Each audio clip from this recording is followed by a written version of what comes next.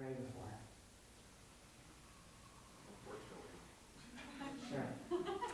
Sure. A prayer is an act.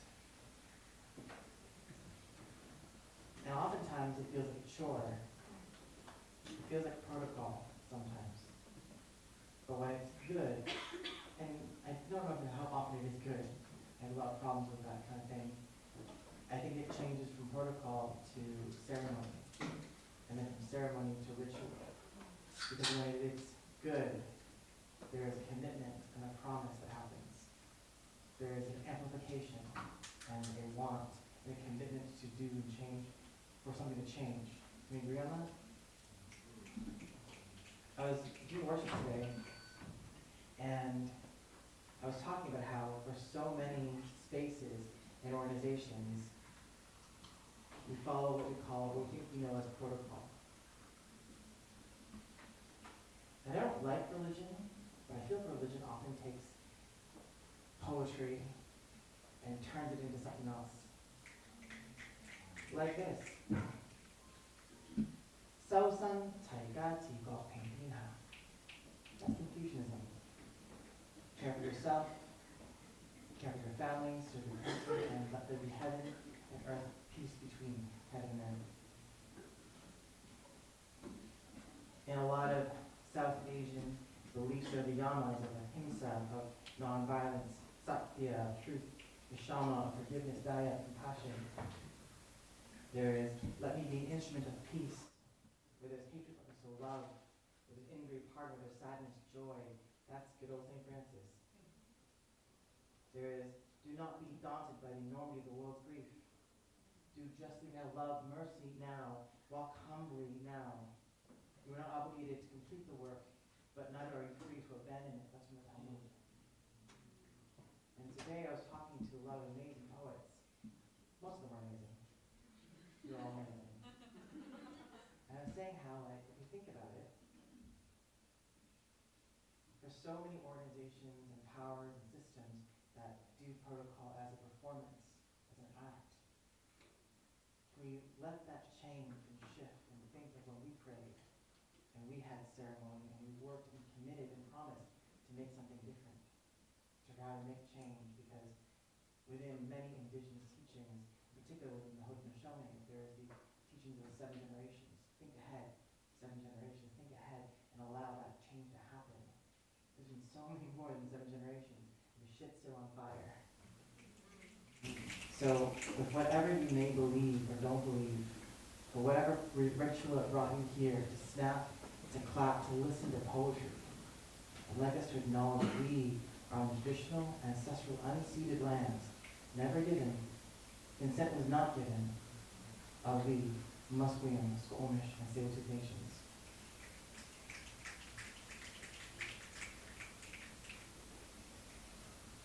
I don't know why I started with that, because I don't like prayer.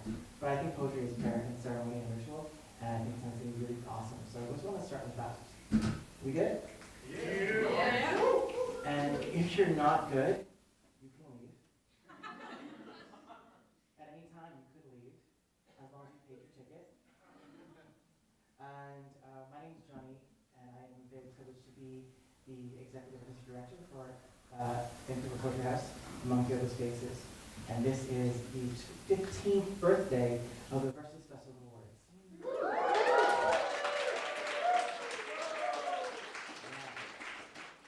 Yeah. It's very, very soon we will be older than some of you in the room who are competing, and we will also feel very, very old. And when you are old, you have bladder issues. So if you need to use the systems such as plumbing, there are bathrooms there. It's accessible. Up the stairs, there are 2 bathrooms in the back. One of them has a sign that says, if you lock me inside, you'll be locked inside. So if you don't want to sit in a room locked with your own shit, don't lock that door. Just close it over your head. Because we don't know what will happen if you do, honestly. We just don't know. We don't know what happens when you're locked in a room with your own shit. Your own baggage. Yeah, it's true, you know? I mean, I can surmise some smells, but okay. And I'm sorry, I forget your name on the bar. Jason. Jason's on the bar. Please tip well, buy safely and responsibly, and they have many things that are like diet sodas, which is chemicals. Enjoy them. Okay. I think that covers it on my part of this process. Are you ready for some poetry? Well, in your case, I would like to turn the floor over to the better half of two people that I really, really like. Give it up for an amazing designer and artist, Cobra Collins.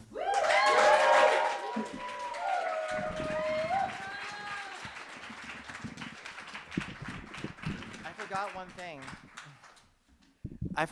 thing. Sorry. Actually, I'm not really sorry, but it's important for ritual. Hey, protocol of things of just whatever. Is this mic on? I don't even know. What happened? Something's off, right? Things went off. Okay, well, hey, good thing that I messed up. Blame me, the person who just stood here. There we go. Oh, am I? Do I have two mics on? No? No. So, okay. Well, they're back on now. Whatever. Okay, cool. So, you know what? Honestly, let's stay calm. Okay. Come. It's okay. Walay. Okay, good. Okay. For those who are, it's for some of you. Okay, good. So we want to thank the Canada Council of the Arts. We want to thank the Department of Heritage. We want to thank the BC Arts Council, Province of British Columbia, and City of Vancouver. We are really mindful of who gives us money, but we need money to survive. Please give us money. But we also recognize that even though these people have, these are the people I was talking about who honor protocol, whatever, right? But we also know that none of the 94 calls have, been addressed in a meaningful way. So thank you for the money. Please, let's all work together to do better. Okay, cool. Cobra.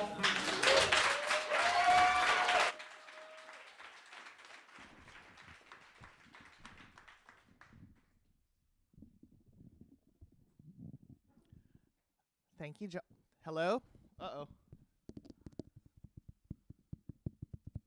Hello? No. Is it there? Is that, I don't know if...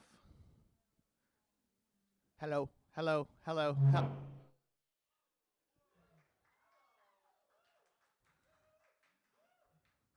will now begin my interpretive dance. This is performance art. You're not meant to get it. It's just supposed to make you feel a little bit dumb. I still don't think that anything's happening. Do we have a different mic, perhaps?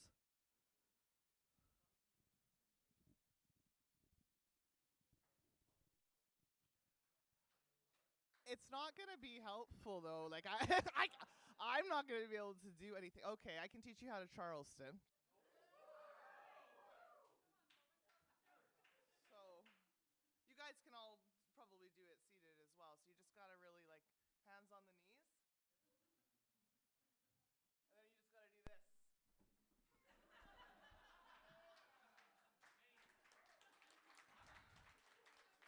I don't know how to Charleston, in case that wasn't very clear.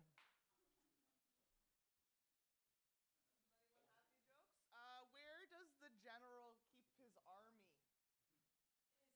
That is sleeves! This is normally a comedy actually, I believe. Not tonight, my man! Oh, hello? Hello. Oh, okay. One more time for Cobra Collins, please.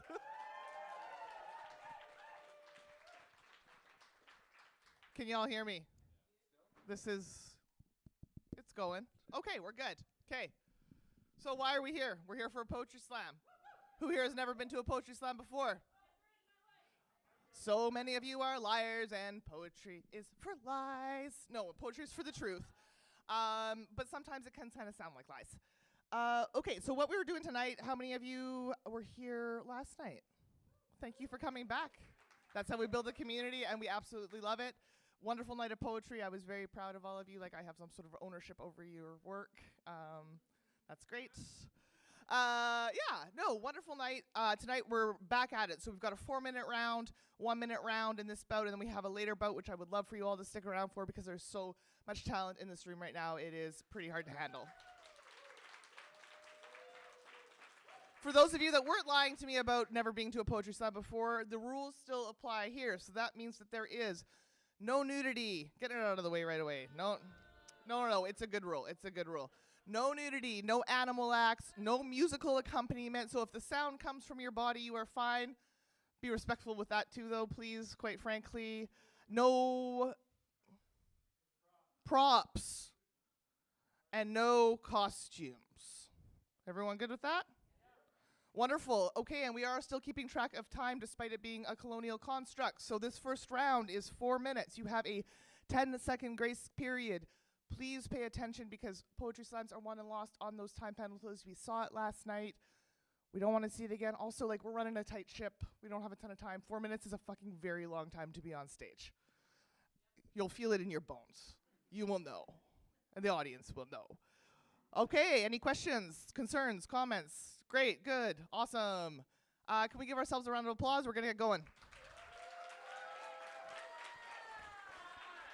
There we go. Your guys are good at this because we're missing something. We've got our blood. So judges, where are ya? Can you throw up your scorecards for me? Good. Okay. So this is going to be your round to kind of calibrate yourselves throughout the evening, right? So this poet is going to come up. They are not a part of the competition, but you are going to judge them as if they are a part of the competition. Audience, as always, let our judges and our poets especially know what you're feeling, what you're loving. That would be really, really helpful. Keeps the energy up. But yeah, judges, you're going to pay attention to this poem. Use it to calibrate the rest of your night. If you love it more, it gets higher scores. If you love it less, it gets lower scores. Please pay attention to that. Also, watch out for score creep as the drinks flow, the night goes on. Those scores sometimes get higher and higher and higher. And you, my judges, we need you to be consistent. So without further ado, for our sacrificial poet in our 4-minute round is Nico Smart.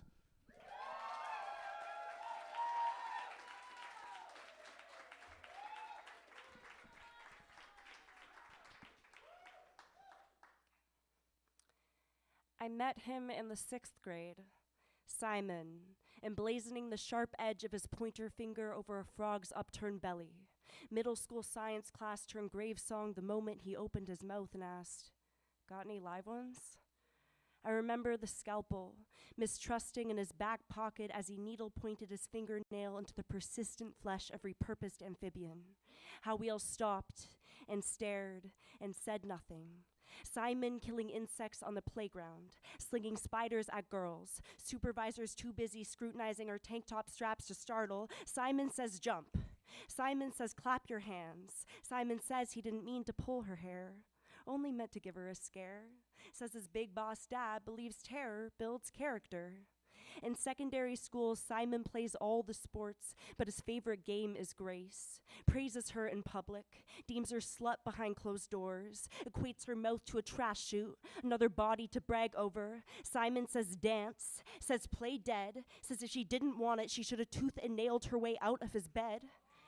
Simon's crowned class president, voted valedictorian, rules the school with an iron fist and vice grip, non-committal Nepo scholar, sucking daddy's dick for dough, playing at post-secondary, stripping women silent in the sheets. Simon joins a frat and declares cake stands his degree. Our esteemed king of crap beer and no accountability. Simon says lie down, be still. He'll leave once he's had his fill. Sometimes Simon's name is Harvey, or Jerry, or Brock, or Larry. Sometimes Simon is unassuming and unabashed, calls himself a friend to weasel into your pants, deigns to stand with survivors while hanging out at their abuser's house. And look, for every 10 of you, there's one of me. Making me feel safe is your responsibility. Simon says, calm down, let it be, asks why I didn't say something sooner, then proceeds to talk over me.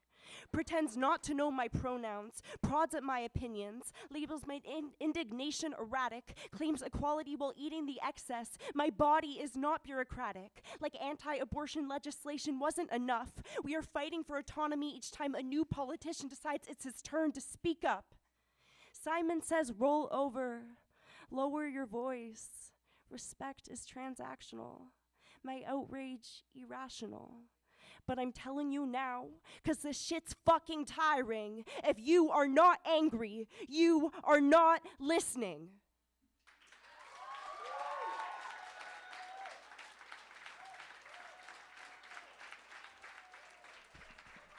Let's keep it going for Nico Smart.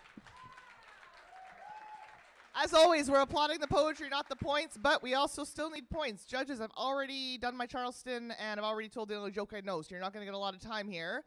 3, 2, 1, throw them up. Great, so in no particular order, we have a 9 point, keep them up please, we have a 9.0, an 8.8, a 9 point, tell them what you think, 9.9, 8.7, and a 9.0. One more time for Nico, please.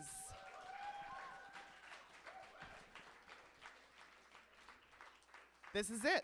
This is the official start of the 4-minute round here at CIPS 2025. We are going to open it up with our hybrid poet.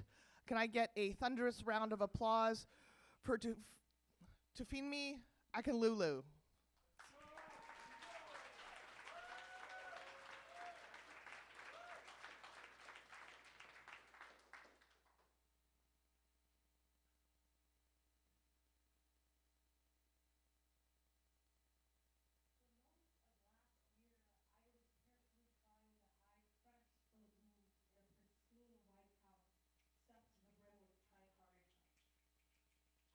To apply pressure, tuck the bandages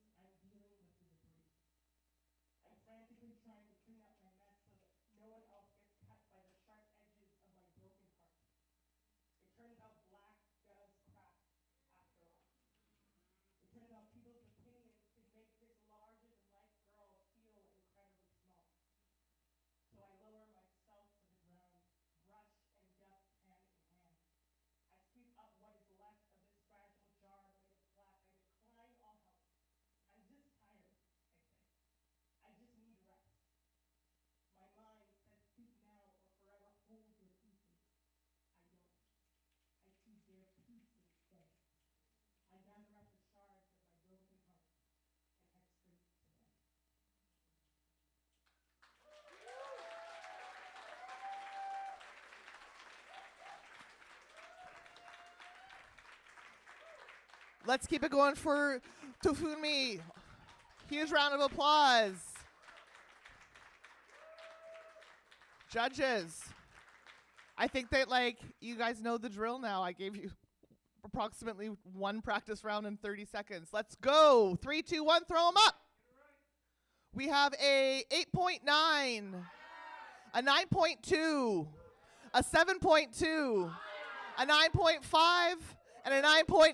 Let's applaud the poet. And judges, we tricked you because we're like, this is going to be a real fun time, but it's a thankless job where we yell at you. So, but without you, the night would not go on. So let's applaud our judges just right now, quick. Get it out of the way. We appreciate you. Okay, so on deck, we've got Melodrama coming up to the stage now. We have Aaliyah.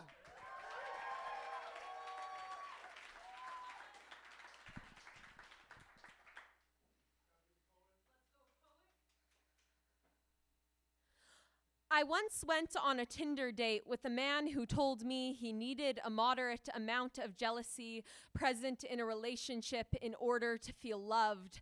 And I thought, what a privilege that must be. To consider control a compliment, feed envy to your ego and relish in it. I do not wish for my past loves to look on my new love longingly. Or to say things like they'll always be mine. I don't want to be the one that got away, but rather the one that continuously and peacefully walks away unscathed. I don't want post-breakup love letters. Obsession in men is scary. You can see it in their eyes, as if they've never been asked to keep a secret. As if they've never been afraid of dying with one. But this, I suppose, is because men do not envy like women. Women do not tell men what they can and cannot wear. When a woman first meets envy, she takes her by the hand, sits her down in front of her mirror, questions jealousy as if it's her mother. She does not ask her what she should do, but merely gently requests she point out all the parts of her that are not enough, and then the ones in which are too much, so she can change them, mindfully mend her personality like fine cloth, alter all artificial aspects of herself. You can sit and watch a woman change every part of her being before placing her hands on another, and yet we go back and forth blaming each other. When a woman first experiences envy, she gets bangs and views your Instagram story from a spam account as if not to interrupt, picks up a new hobby and tells her friend she hates you over wine. Women will break each other down so far into almost nothing. It becomes impossible not to see your own reflection in the other's eye, and soon scrutiny turns to sympathy. It is in our nature to recognize each other. I once envied a girl so much and for so long it became hard not to fall in love with her by the end of it. And I will never have to fear for my life at the thought of running into my love's past loves, only that she'll be skinnier than me, in which we'll sweetly make small talk before eventually both returning to those that bribe us to eat breakfast. But this is not how men envy. No envy in men is cold and harsh and direct. When a man first meets envy, he stands up and asks how he can destroy it. Preach possession, pick out people like parcels. Men are taught to go after what they want without considering if they are wanted in return. And I am growing tired of explaining that being led on is a luxury. Rejection is soft-spoken in a world where you're expected to be taken advantage of physically. Men do not have to constantly question motive. Be careful who they smile at. Boys are not warned about heartbreak and homicide in high school. I want to live in a world where men get so jealous they decide to learn to play guitar, let it burn him to the brink of a buzz cut, perform petty poetry. I want to run into my ex with my new man at the bar, and it to invoke so much rage in him, he goes home and exchanges his puka shell necklace for an alternative style-looking cross. But instead, I'm seated in my English literature course, analyzing yet another story about a woman who was strangled to death by her previous partner because he did not know what to do with his hands when they were no longer placed in hers.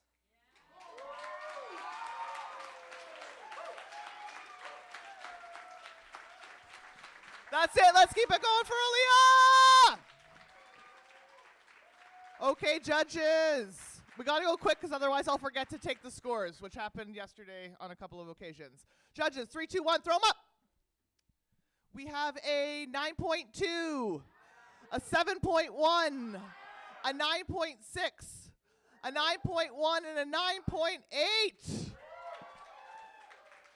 So on deck we have Shaft, but let's keep it going for Melodrama.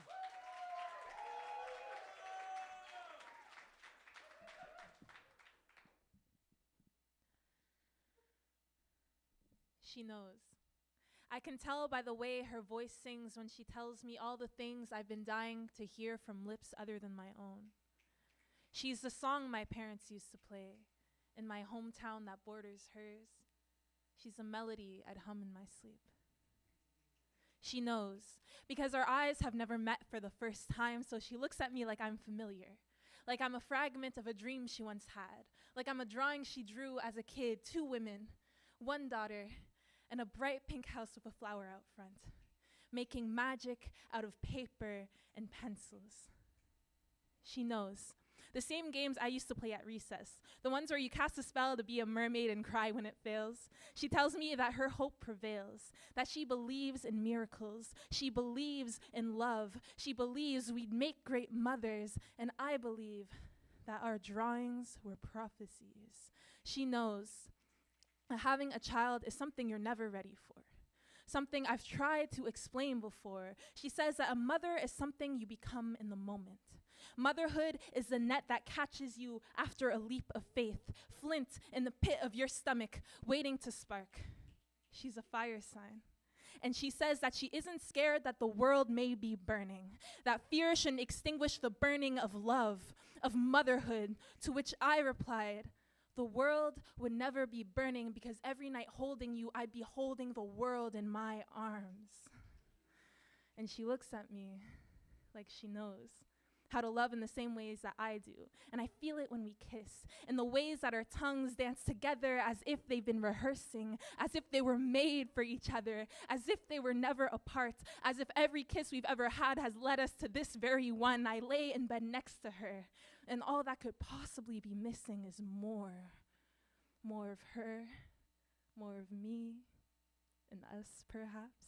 She knows. I could only picture myself raising a child with another woman, and she understands. She knows the feeling of not only wanting to grow with someone, but to have part of yourself growing in the person that you call home. She's the first girl I've invited home, and since there's been a knocking in my stomach. Butterflies, flint, desire, the feeling of being known, perhaps. What I do know is that she lives in my stomach, bringing light into what was once known as the place where my heart drops. She makes me think I might be magic, that we could create a miracle together, that drawings and dreams really do come to life, that our lips have met before, that the world may be burning, but we burn so much more. She knows that I can get ahead of myself, that love tends to burn so bright it blinds me, and sometimes I ignore reality. I know that 2 women can't do the things I want to do with her, that she can't grow into me in the ways that I want, that part of her can't possibly live in my stomach next to butterflies being warmed by fire, that I will forever hold her tighter and tighter, hoping that one day she can find home beneath my skin. But we know.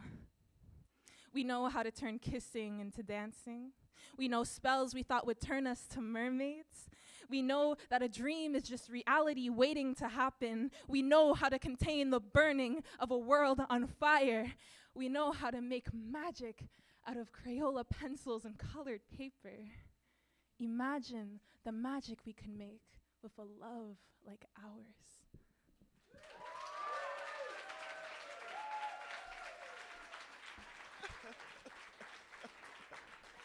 Let's keep it going for Melodrama. Okay. Oh, no. This is how you adjust a mic stand.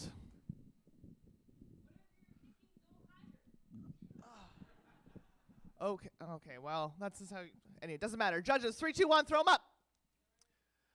Okay, in no particular order, we have an 8.9, an 8.8, a 9.2, a 9.7, and a 9.9. That wasn't a particular order, but it wasn't intentional. Okay, so on deck we have Jules, but in the meantime, let's keep those applause and energy up for Shaft.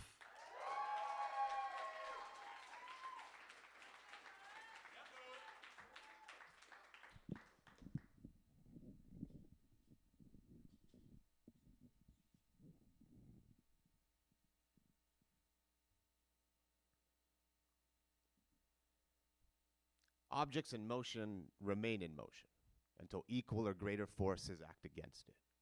The laws of physics are infallible. But everything natural and true disintegrates at a place we only know must exist, blocked beyond our reach, past our perceptions of reality, where natural forces create unnatural circumstance. The greatest unknown, known only by its name, the singularity. A point of such intense gravity no known force could escape, where time and space work in reverse.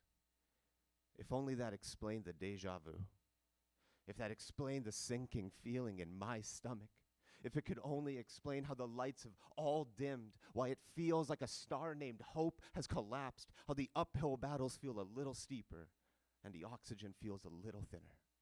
5 years of renewed resistance from Compton to Calgary. It's only gotten harder to breathe, enduring chokeholds and coups d'etats. How do you find it hard to see when such darkness envelops everyone? Hard to believe we were ever truly free when rays of creativity are captured and ransomed for subscription fees, when imagination is sucked, crushed within this oppressive system's gravity. Even liberty has a Schwarzschild radius.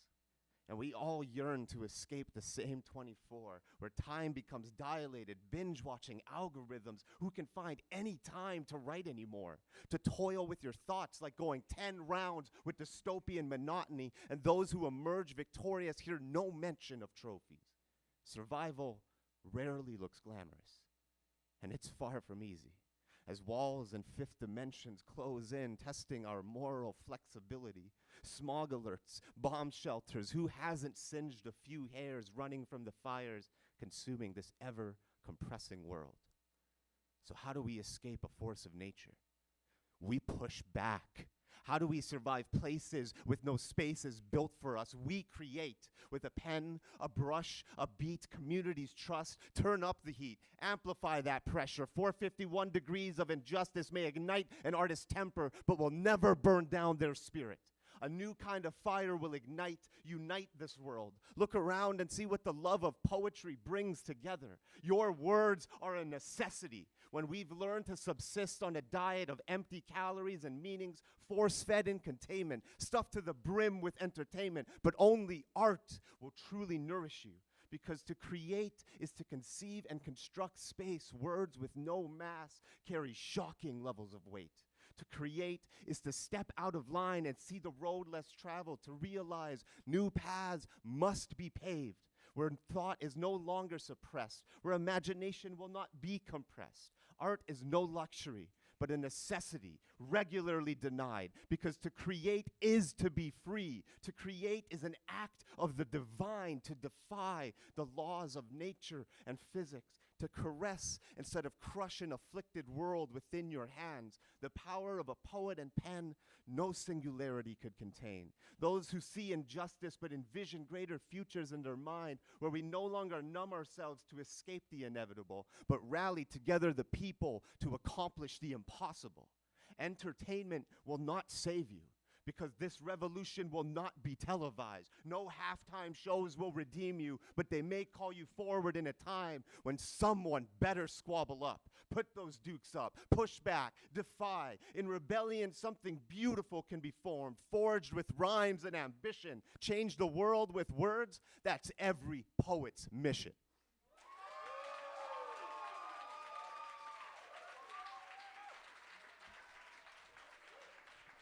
Let's keep it going for Chef. Okay, judges. You know the part we're at. 3, 2, 1, scores up. We have a 9.5, a 9.2, a 9.8, an 8.9, and a 9.1. Let's applaud the poet. So on deck we have just Jess, but coming up to the mic now we have Jules.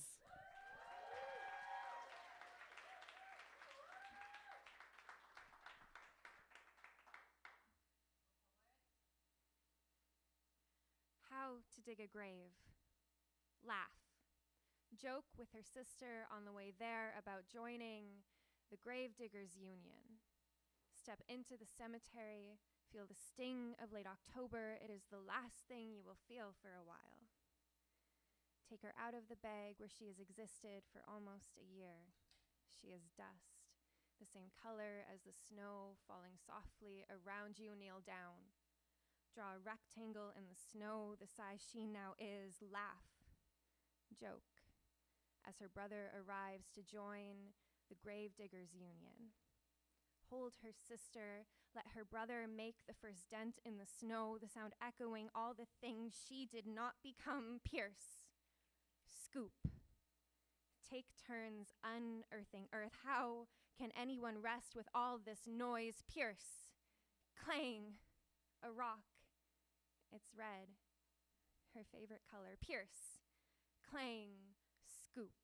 The Union states 3 feet deep for a cremated body, one for the Father, one for the Son, one for the Holy Spirit, lowering. Pierce.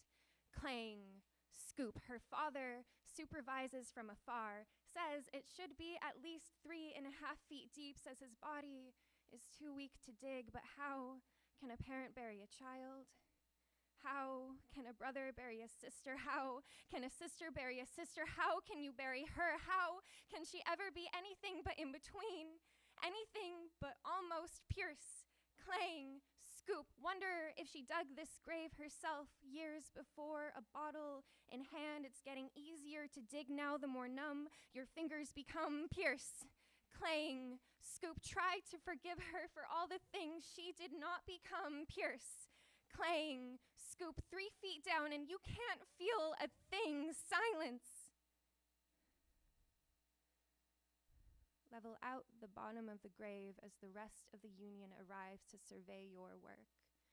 Dirt on your hands, dirt under your fingernails, dirt under your skin for years. It is hard work finding peace. So you pray. Remember how cold her hands were, how cold you were before the digging turned you numb. Wonder why it sounds like the sky is cracking. Realize your mouth is open, parched, screaming for her to stay as her brother lowers her into the grave. You worked so hard to dig. The Union approves. Pierce, clang, scoop, drop back into the grave. Feel nothing but the absence of heat, the absence of her, numb as the earth folds back around her like God making Adam in reverse. Pierce, clang, scoop, drop. She is white powder like snow. She is not fully in the past tense yet. How can you forgive her for all the things she did not become? Pierce, clang, scoop, drop. Wonder if she dug this grave herself years before. Pierce, clang, scoop, drop. There is quiet solace in acts of letting go, but how can you let go when the shovel is frozen to your hands? How can you let go of someone who wasn't supposed to leave yet? Pierce, clang, scoop, drop. You can't stop someone from leaving when they spent so many years trying to get away. Pierce, clang, scoop, drop. Pierce, clang, scoop, drop. Pierce, clang, scoop, drop. How can anyone rest with all this noise?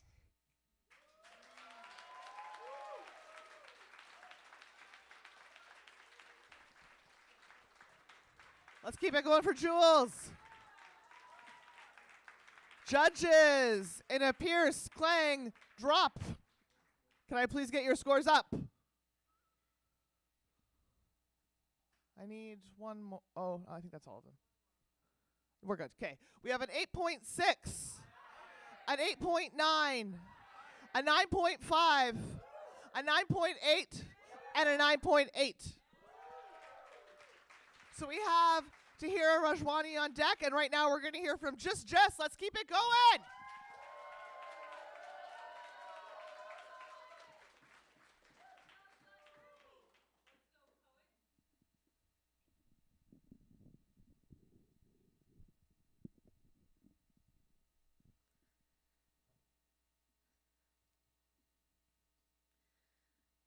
It took until I was in my 30s to really recognize that one of the most political things I will ever do in this life is get dressed. My closet is a dopamine collection full of bright colors and endless pattern, tight dresses and shapeless shirts, pieces I've picked to dress myself because I love them.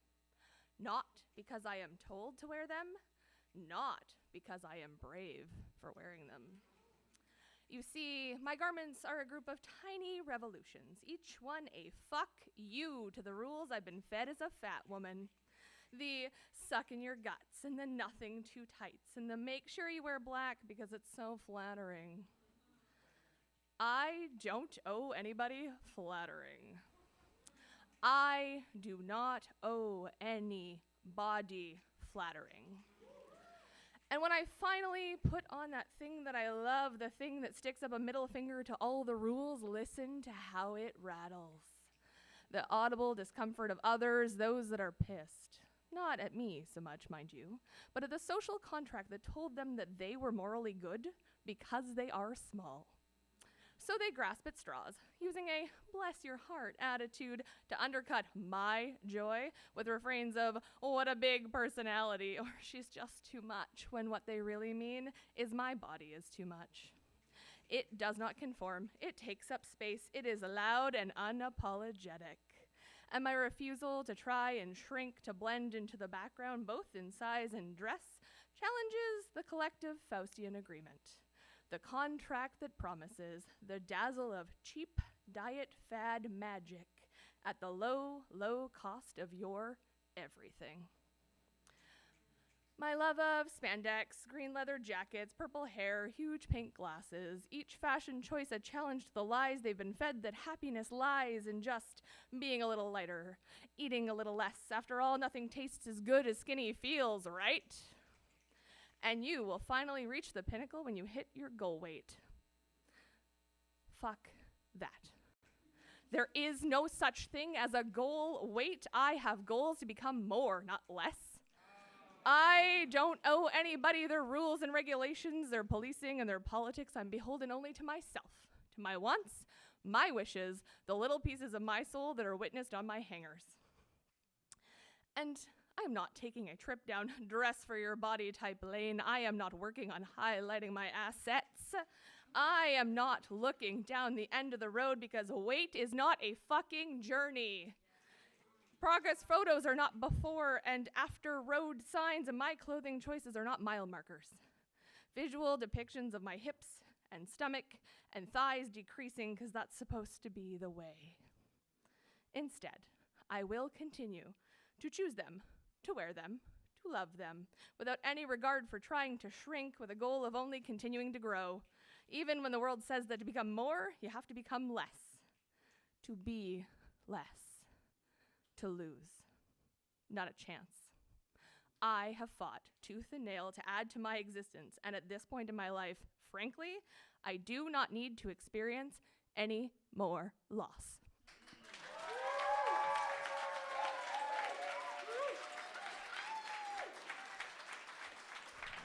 Let's keep it going for Just Jess. Judges, 3, 2, 1. Put up your scores. We have a 8.7, an 8.7, an 8.6, a 9.3, and a 9.5. So on deck, we've got Be Right Word, but coming up to us now, we have Tahhira Rajwani. Let's keep it going, guys.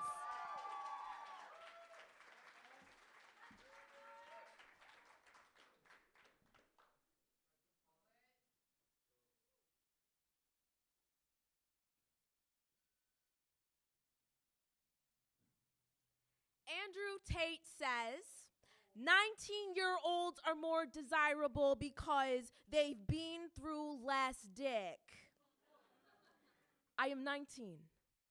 I have never been kissed, never been held like someone might love me for longer than necessary. I have dreamed of being loved for as long as I have been able to keep memories. I am scar in all the places hands have never healed. I am wound in all the places waiting to be wanted. I have never been kissed, but I have loved and lost and grieved my shadow. I have raged and repented and been resurrected. I am 19. I'm an unfinished poem, and you will not be the thing that ends me. I am so much more than all the boys who haven't touched me yet. Andrew Tate says, bring out the machete, grip her up by the neck. Andrew Tate says, I'm not a rapist, but these days, I think it is more when than if. After all, statistically speaking, I probably already know you, so I wonder what I was wearing, if I've already worn it. Wonder if when it happens, I'll know, or if you'll tell me you love me, and I'll believe you. To keep surviving, to keep myself from slipping into a sea of silently screaming girls stripped of their names and called statistics, I wonder how I'll tell my mother. I wonder how it'll feel to hear her memories wrapped in scar tissue when she tells me too. Andrew Tate says a man looking at you or whistling at you or asking your name isn't harassment. Stop pretending normal male behavior is rape. I say stop pretending normal male behavior is normal. I haven't been catcalled yet. Haven't had a stranger's hand make home in my back pocket on my subway ride home yet. I cannot help but wonder if these are all the reasons I do not yet think myself a woman. Despise myself for considering this a rite of passage, and I have always looked older than I am. Never understood why this made my mother scared. Until I did, you'd be surprised how deep a stare can scar. I call her tonight and tell her how every skirt feels shorter in the dark. We laugh, but there is tragedy under our tongues. Andrew Tate says women should be protected. And I think of Medusa. I think of the first time I was told her monster was only ever birthed to keep her safe. And I think of how much protection tastes like persecution when you are a woman. How you still do not get a say in how you are saved. How you always end up repenting for sins that are not yours. Andrew Tate is banned from Instagram, and I'm still haunted by the comment sections flooded with agreement. Wonder how many boys I know believe him and won't believe me. Wonder how many of them know what it is like to fear your own body being taken from you. Wonder how many of them know exactly how many years it takes for every cell in your body to regenerate so you can finally try and convince yourself it is like he never touched you at all. Andrew Tate is banned from Instagram, and I am still haunted by the ghost of his misogyny. It follows me. As I try and cling to the street light lit path home in the dead of night, it follows me. Even when I say no, it follows me. It follows me. Andrew Tate is banned from Instagram, and I can still hear him in the way the boys in my law class call me a bitch. And I want to be angry. I want my rage to transform into something tangible other than tears. I want a palm, a fist, a sentence sharp enough to draw blood and paint an apology. I want to be angry, but the truth is, I am scared too. The truth is, Andrew Tate is banned from Instagram, and in the silence, I am still scared.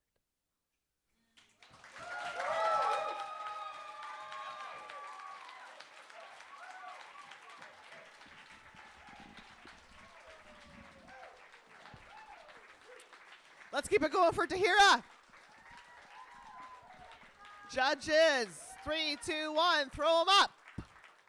We have a 9.9. We have a 9.9.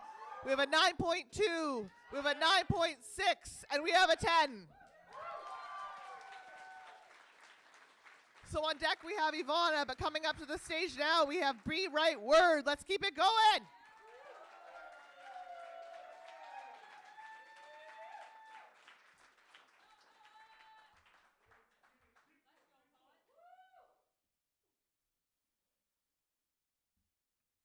Everything good will come, they say, and I say, amen.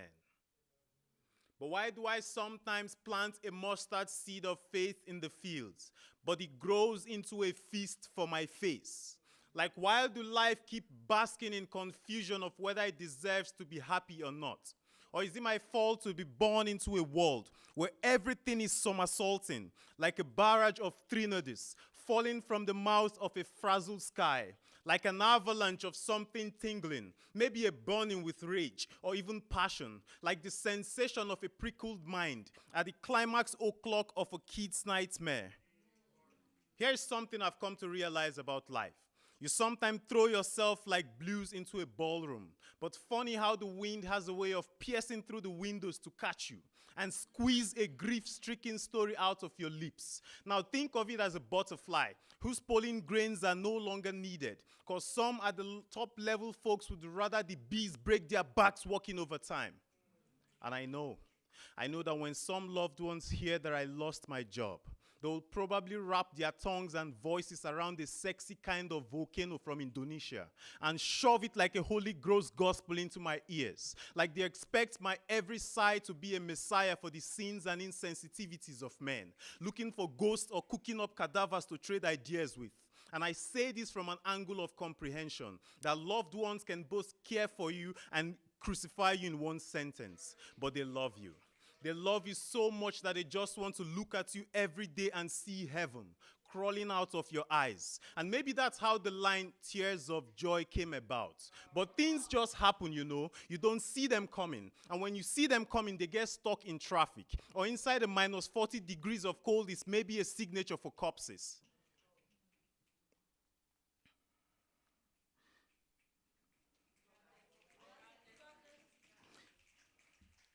God knows I carved my skin every single day into a river of blood and sweat.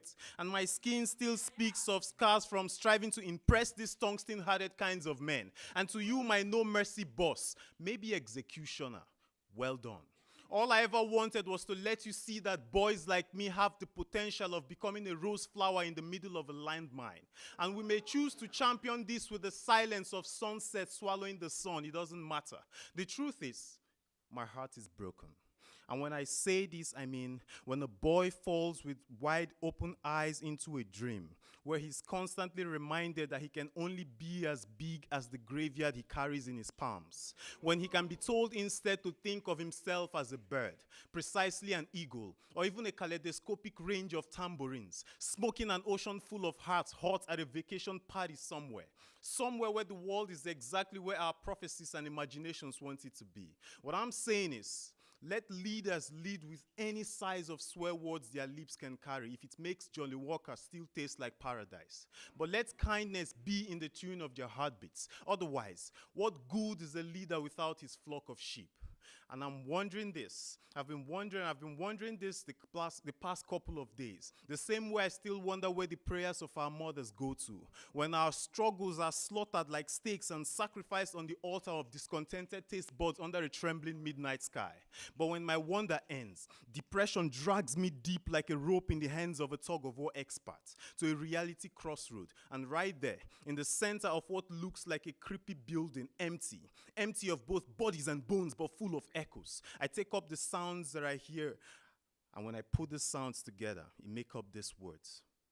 Spring leaves are just bullets. Spring leaves are just bullets for the boy who asks for more.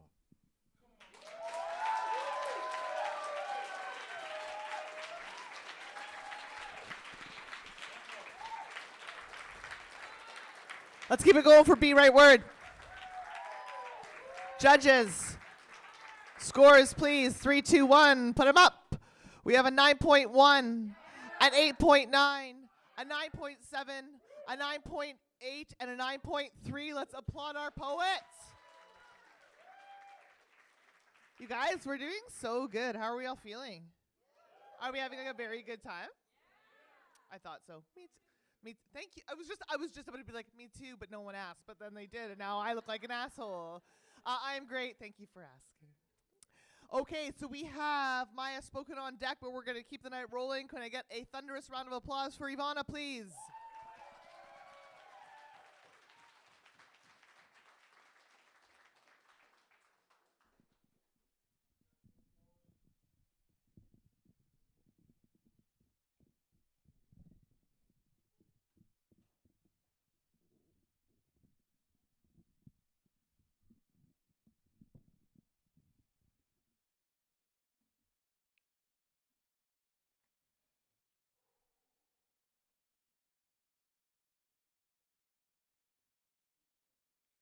Let me tell you a story about how technology keeps love alive.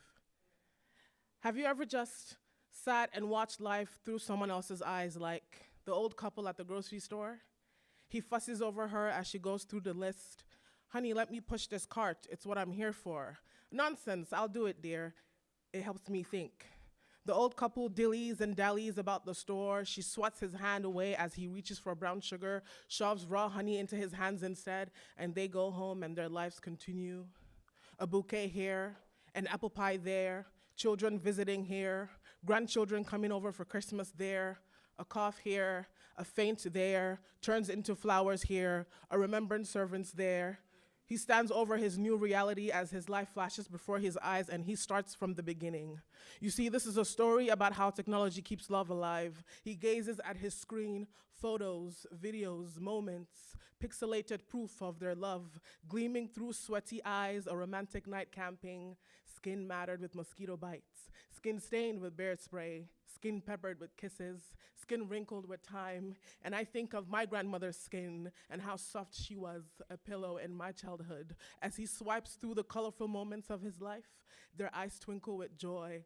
Galaxies reside in her eyes, and now she reigns in them. Queen of the skies, he thinks. Queen of my skies, I think. As he presses play, he wonders what it could be and thinks how could he ever forget when they smashed cakes on their faces, sealing their fate forever. Joy bursts in his heart, quickly surrounded by pain, like the one you feel when all you have left of your loved one is a digital footprint. Pain like that. He watches through sweaty eyes, binary code, zeros and ones, working overtime to prove to this man that his life was one well lived. I used to be excited by technology, a challenge, a riddle to solve. Now I see it's a messenger to be respected, made up of a motherboard, processors, CPU, like parts of the body, like limbs, and what I wouldn't give to hear her voice on the other end of the phone, on the other end of technology, because that's proof of life every 4 months, I think. When I was a child, I would cradle the phone so gently in my hand and talk to her like I cradled my baby cousins, and the phone is still here, but she's not. And then I remember that this is a story about how technology keeps love alive, and so I must keep going, because now this old man walks up to me and he says, "Ma'am, can you please help me? You see, my wife, she used to do everything, the online banking, the bill payments, all the technology stuff. Boy, was she smart, but I can't do anything. And I want to learn, and I'm just an old man with a computer, and I feel like a fool, and I say, yes, you are a fool who dared to love, and now your love has transcended and left you skin and bones on earth, left you with binary code, zeros and ones, a map for you to follow her with.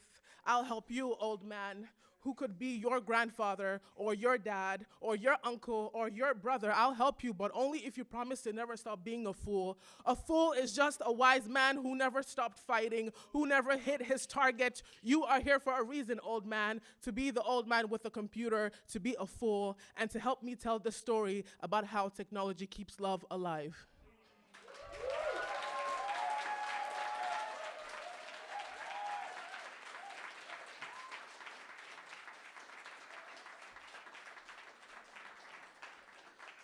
Let's keep it going for Ivana, please.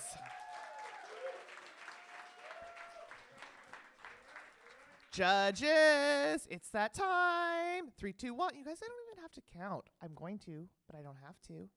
Okay, in no particular order, we have a 9.6, an 8.9, a 9.3, a 9.4, and an 8.1. Let's applaud our poet, and let's keep those applause going. On deck, we have Expect. Coming up now, we have Maya Spoken.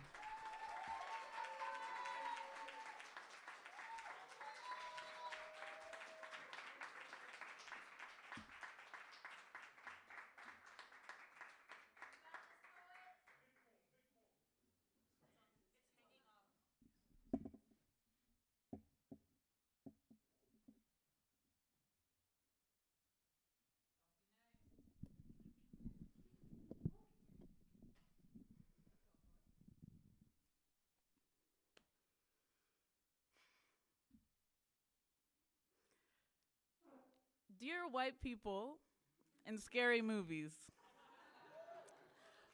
why do you always go inside the haunted house? Don't you know that it's unsafe in there? Don't the hairs on your skin stand at attention when you're in danger? Maybe I'm overreacting. After all, it is just make-believe, and either way, honestly, I get it. I keep walking into doctors' offices no matter how unsafe I know it is for someone like me. No matter how many ghosts of black women still roam these halls, patiently waiting for a diagnosis that will never come, walking into a doctor's office is like walking into a scary movie where we all know the black person dies first. I remember feeling the cold air of the two scariest words a black woman could ever hear, not it's cancer or it's terminal, but the words that's normal, is an umbrella term that covers a spectrum of symptoms experienced by black women. It is the scariest diagnosis because it means the doctors have determined that you are not worthy of one. It's like the cop in the movie that comes in to check on the main characters and gaslights them into believing that the danger is gone, but officer, the nurses assume dark skin is tougher to penetrate. They stick needles in me as if my skin is made of brick walls and concrete, but officer, the nurse left me alone with her lab report. I told her I was having contractions and she wrote that the patient is faking for drugs, send home. I remember playing Russian roulette with doctors until number 5 finally hit me with the truth that's normal. Wasn't actually normal at all. It was a lump attached to my uterus forbidding me to bear fruit no matter how many of Adam's apples I bit into. I am scared of the words that's normal, the way that children are scared of ghosts. It haunts my interactions with doctors because it means they decided that I won't be diagnosed when I found out that I was pregnant.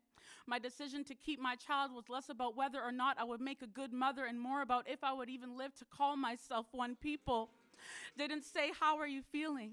They said, how do you feel about the fact that you are more likely to die during childbirth because of medical racism when I was in labor?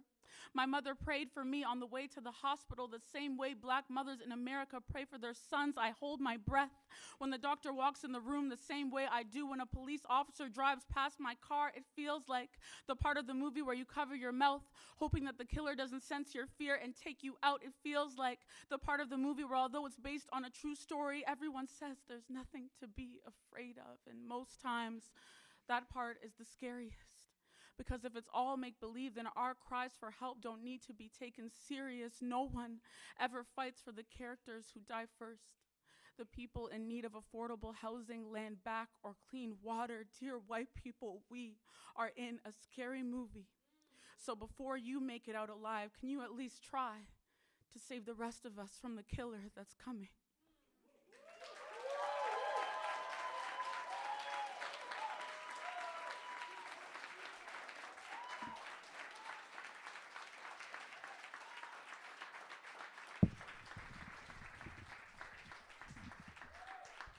Let's keep it going for Maya Spoken. We're heading into our penultimate round, but before that, judges, I need to see your scores. 3, 2, 1. We have a 9.6. We have a 9.7. We have a 9.7. We have a 9.9. We have a 9.9. So on deck we have Merchant of Poetry, but let's keep this energy up for our next poet, Expect.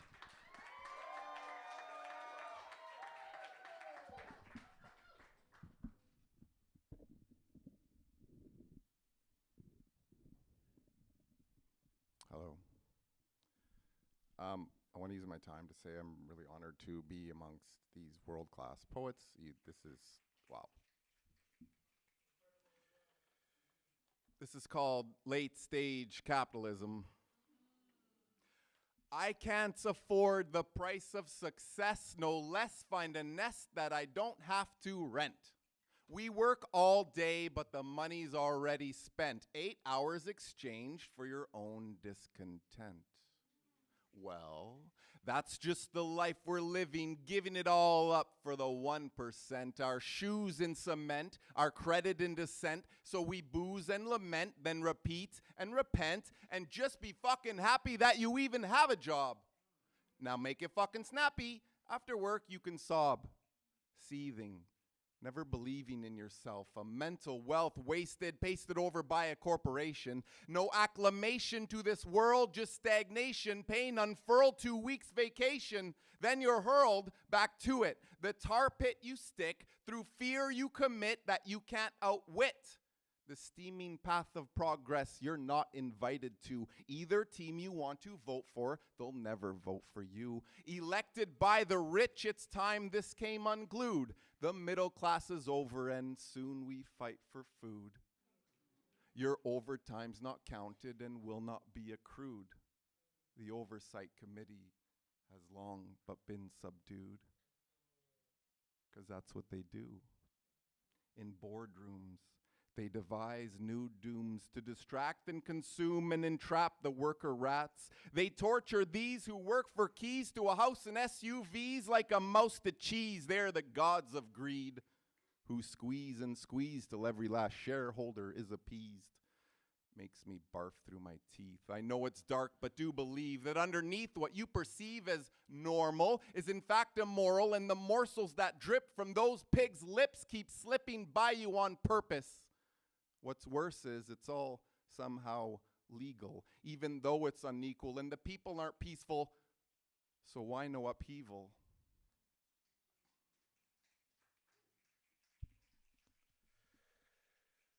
Because there's enough resources on this planet for us all, but the powers that be make the call and the people take the fall, so the almighty dollar never does. It makes me sick to my stomach, but I already barfed through my teeth. And what you perceive as normal is in fact immoral, and the morsels that drip from those pigs' lips slip by you on purpose.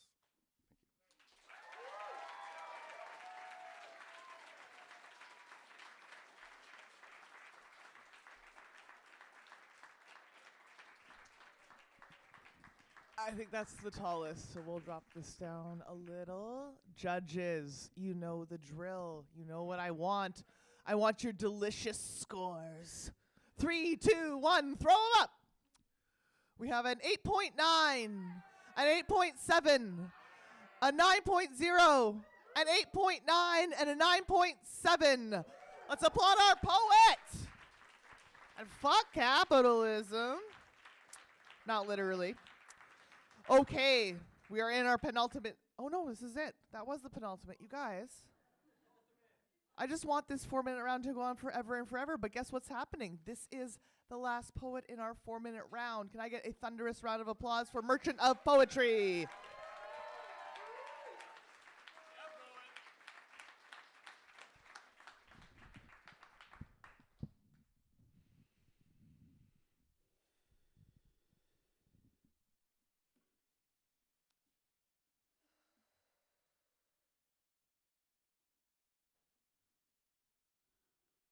I ponder what it is to lay siege on a body. How to singe my skin into submission, sign the execution orders to my extinction. I ponder what it is to win a war against my own flesh. What tools would fortify my downfall? Would it be easier to starve it out?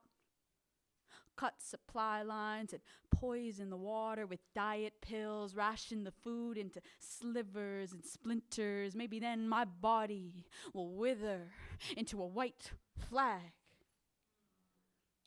Or would it be more satisfying to bring it down brick by brick, mortar my fragile flesh until I am flayed, a legendary falcon the French tore down the Bastille in 5 months?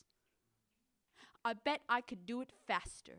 I bet they just didn't have enough fire. I bet I would light like flash paper. Fold under the flames into an origami crane, finally bent into a shape that is considered beautiful, but I ponder if I would resist. Because I feel if given enough time, this temple would tumble on its own, so will my flesh give into harsh hands and become malleable like clay? Or remain rigid as stone to be chiseled off in painful pieces? I ponder why I would engineer the end of my empire. Why the remnants of my ruination would make me ravishing. How this revolution could rewrite me into something desirable. I was taught that the nationhood of a body is bound in little bones disguised as beauty. That to call this body a home, it has to fit into a 24-inch waistline to shrivel. Because even dead flowers can be considered beautiful without fat petals weighing them down to fit my body into that frame. Can only be accomplished as an act of war. So I will become the battlefield, the bone bed where the bodies will pile and the blood will pool, that there's a gospel in my own destruction that tastes like glory. Even a thin body will be worth its weight in gold, and can you blame me? for trying to force my body to become a home when it has always felt foreign, and I know that this is selfish. That war zones do not become warm at the first signs of winning. That the cold is so contagious, lingers long after the last battle cries have been stamped out. So I ponder why I already feel cold. Why the chill lingers before I've begun the drum beat. Why I feel destruction in my bloodstream. I ponder what it is to lay siege on a body and realize I have already been at war for a long, long time.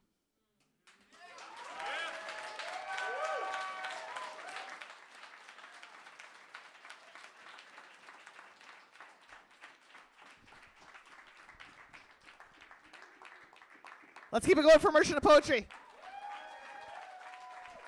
I see my judges are so ready. They're practically professionals, which would imply that we're paying them, and we certainly are not. 3, 2, 1, throw them up. We have a 9.1, an 8.7, a 9.8, a 9.4, and a 9.5. Let's applaud the poetry. When I say poetry, you say... It's rocks, right? When I say rocks, you say geometry. I meant geology. Woof, guys. That takes us to the end of our first round here. Coming up to the stage, we have our 1-minute round. We're going to switch off. We have a fantastic co-host. We're co-hosting. Tawam.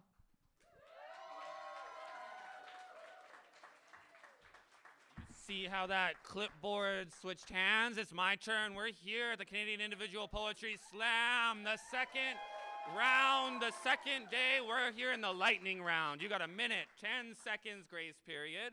And judges, I am going to be real quick about it because besides this moment here, if I'm up here longer than a poet in between, I've failed. Do you know what I mean? That's the lightning round. If I'm longer than a poem, that ain't right. So... I'm just going to go right into the second round because we don't need to do anything else, I don't think. There we go. We need blood, y'all. Your sacrificial poet. Please start clapping now for Nico Smart, everyone.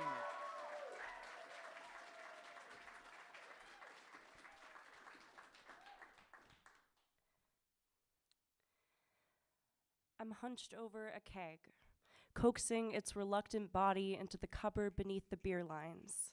My fingers fork along the taps. A rivulet of rev truck stickies my sweater, and I'm half inside the cylindrical casing when my gray aunt dies. The line skips. Faucets foam over. Grandpa grieves himself raw, and I miss his call. Graduate from Lego to legless. I'm a matchstick in a wax room, a scrap metal monastery. Can't speak around loss, so I work through it. If bad things thrive in threes, well, death is the cost of 4. Death convinces me of what I know. Convinces me of what I know, yes, but it is not my own to hold. Distance undoes me, and this restaurant reeks of muss. No one wants tears in their salad, but they'll take 'em in their beer. And loss is heavy, heavier than this keg, but tonight I can only carry one.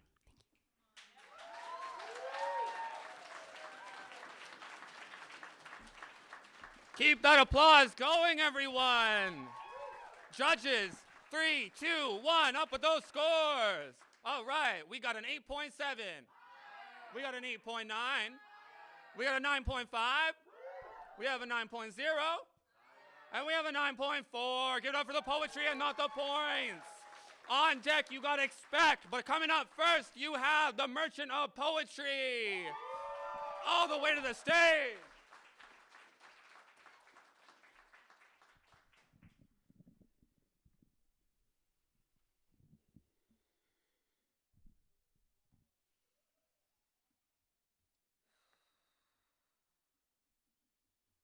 He calls me darling. The G drops somewhere on the Stampede part, ground up under his boot spurs, the name, a tipped hat. Like a favor, he calls me doll face.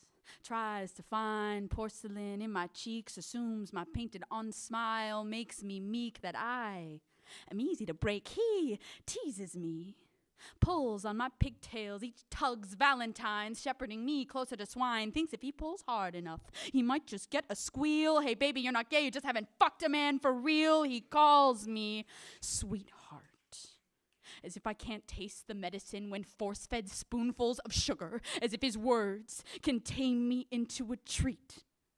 But he doesn't realize behind these pearly teeth is a rancid mouth more bitter than sweet, and I don't think he could take the heat when I open my mouth to speak.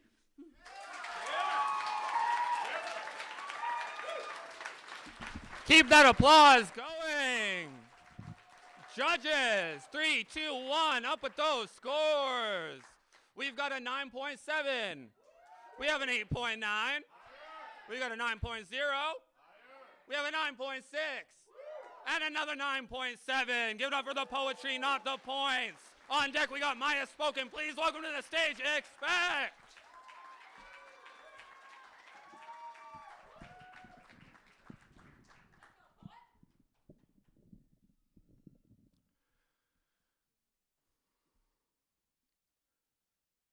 I wish I had that perfect family growing up. 2 parents sober, cult-free, not poor, divorced, and full of mental disease, lacking the expertise beyond breeding me to nurture the human they created. My confusion soon dilated, and I found myself unrelated to my own blood. All alone, stunned. You'll be fine, son. Now pack your shit and come undone. 'Cause you're not my problem anymore. And you weren't really before, but the score and the door is closed. Now set forth on the world to decompose. And enclosed is a letter of disgust for you. We discussed, it's true, and we distrust you too. Crushed, I finally knew it was fake love all along. A snake club up till dawn. How to break what they had spawned. What you did to me was wrong. With no family I carried on and soon had my own son. How the tables have turned, and I'm able to learn just how deep their apathy went. For now I raise a child with a love that's not mild and a care that will never relent. Thank you. Keep that applause going. Judges, you know what to do. 3, 2, 1, up with those scores. We've got an 8.8. We got an 8.7. Oh, that wasn't an 8.7. It was a 9.7. We got an 8.9. We have a 9.5 and a 9.4. Give it up for the poetry and not the points. On deck we have Ivana, but please welcome to the stage Maya Spoken. All the way to the stage.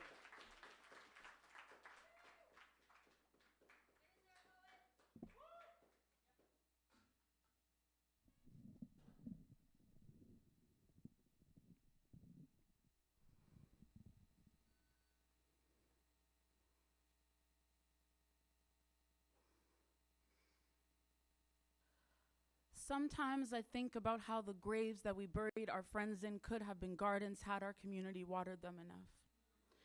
There is a cemetery where my childhood used to be, and each grave is a condo reaching towards the sky. This is where my friends and I played cops and robbers until we were old enough to learn that there is no real difference between the two.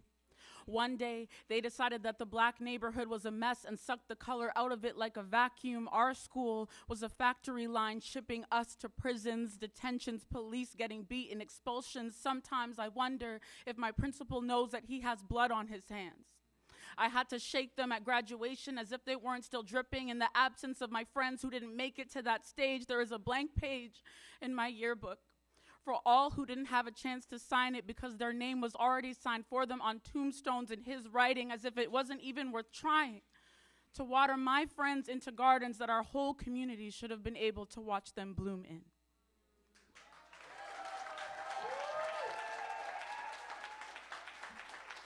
Keep that applause going. Judges, you're doing so good with me. 3, 2, 1, up with those scores. We have a 9 point. Yo, get those scores up. I can't start. 9.9. We got a 9.9. We got a 9.8. We got a 9.8 and a 9.1. Give it up for the poetry and not the points. On deck, you got Be Right Word, but coming up right now, you have Ivana. All the way to the stage, make a warm welcome.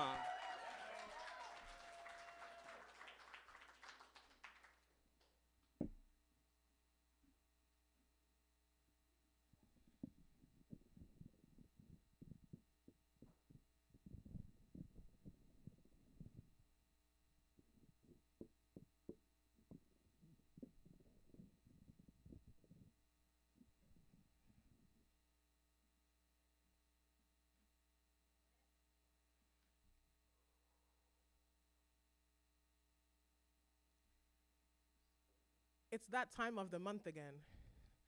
My palms are sweaty, my ears are ringing, and all I hear is, my dear, I pray you find a husband soon. As she hangs up, her words echo, I pray you find a husband soon. Not, I pray that whatever kept you up last night was worth it. Whatever stole your joy, you move mountains and pry open cold hands to take it back. Because who steals someone's souls if not for the cold, unforgiving hands connected to a beating black heart of ice? I pray you find a husband, because yes, that's what my therapist and I discuss in between figuring out which part of my childhood fucked me up. No, I certainly don't flip through the pages of memories written with bitter ink, remembering what was taken from me and never giving back. What I do is pray to find a husband, and then one day it hits me. Is that prayer for me or for her? And it's that time of the month again, but this time I hang up so that my words can echo in her thoughts. Auntie, when will your husband earn you? It's been 30 years.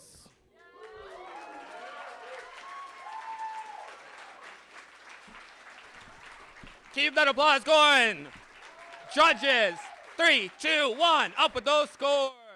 We got a 9.4. We got a 9.4. We got a 9.3. We got a 9.2.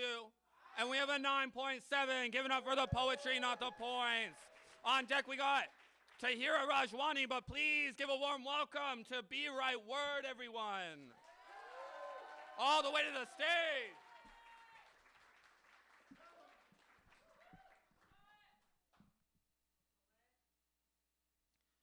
The country where I'm from tirelessly sits on a cliff but never falls. See, my country isn't stagnant water, but like soldiers in parades, stand still is the everyday command. You find boys like me whose bloodline is traced to the arts and science of people, painting their hearts with the pink and green of kindness. But isn't it funny how the political cult has a way of expunging the soul of humanity out of her members and calls it the game is the game? And no wonder why the end of every fucking election places a revolver in the palms of politicians and says, shoot on sight. So every 4 years, my people only live just to die again. And again, the cycle goes on and on. But the good news is, my country shall wake from its long sleep. The way every morning my mother wakes me up with a kiss on my chest and patches a song of revolution in my heart that says, son, get up. The time is now. Use your voice. And here I am. I hope you're ready.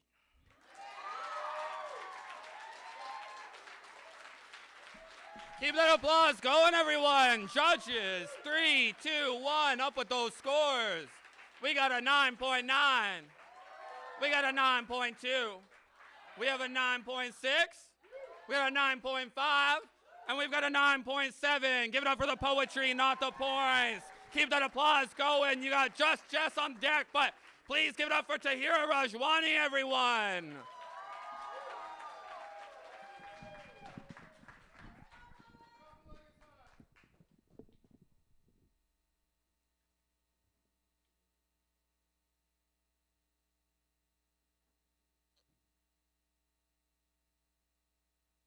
On the money my nanny keeps under her mattress, or the separate bank account my mother tells me I should keep when I get married.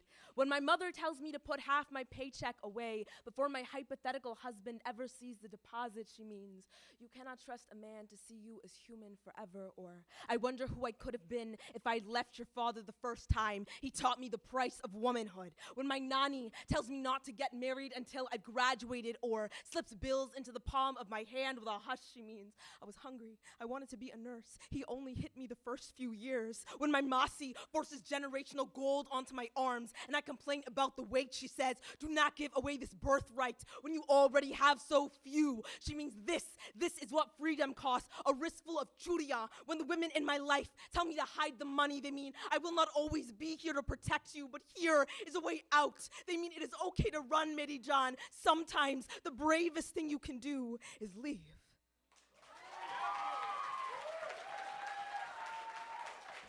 Keep that applause going, everyone. Judges, lightning round, 3, 2, 1, put them up.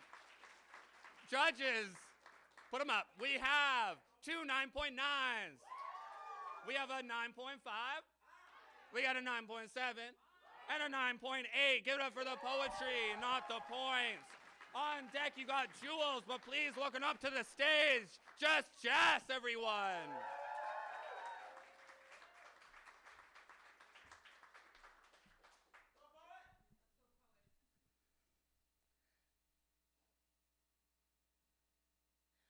Rest isn't lazy, it's survival.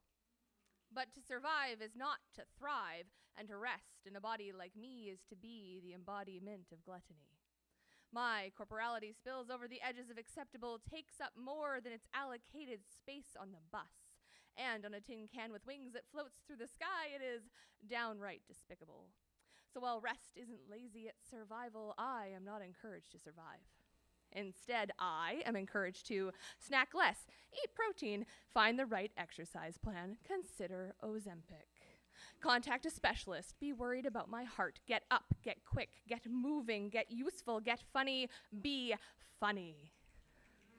Contribute something to the world while I lie there, lie still. Still, rest isn't lazy, it's survival, even in a world that is not designed for me to survive.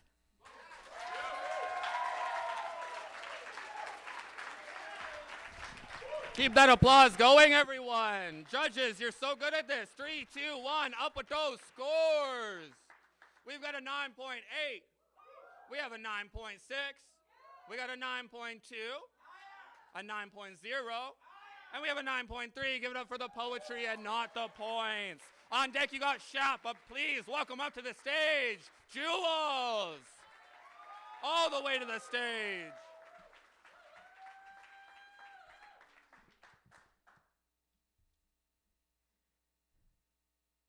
An apology to my cat. I'm so sorry, Moth. I'm sorry I didn't pet you when I got home. I'm sorry I filled my glass of water, but not your bowl. I'm sorry I didn't respond to your meows or your scratches. I'm sorry you always feel my pain. I'm sorry I'm always in pain. I'm sorry you heard me breaking and sobbing and dying behind that door. I'm sorry the police and the paramedics scared you. I'm sorry their boots were so heavy and dirty and they didn't take them off. I'm sorry you saw what I did to myself when they opened the bathroom door. I'm sorry you saw the blood. Your little nose confused between instinct and love. Thank you for choosing love, stepping around the blood and the big boots and the empty pill bottles. Thank you for shoving your head into my bloodstained palms. Thank you for loving me when I couldn't pet you back. I'm so sorry, my love. I promise I won't do that to you again.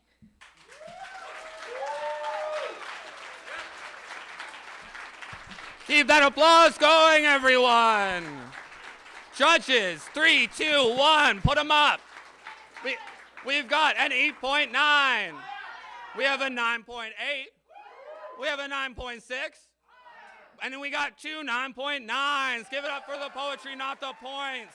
On deck, you got Melodrama, but please welcome up to the stage, Shap, everyone. All the way to the stage.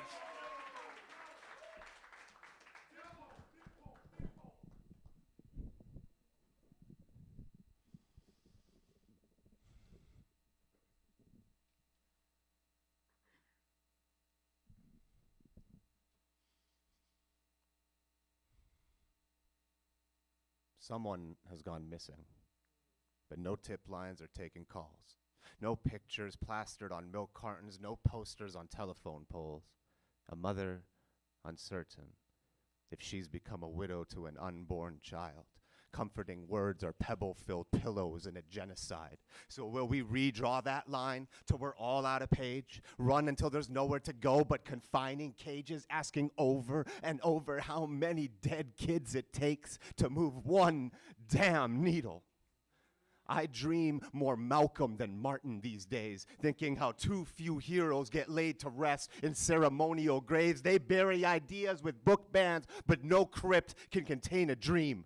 So with the unseen, we will gather our words, listen and learn from the language of the unheard. It's all of us or none of us, and we can't afford to forget. Someone has gone missing, and no one knows who will be next.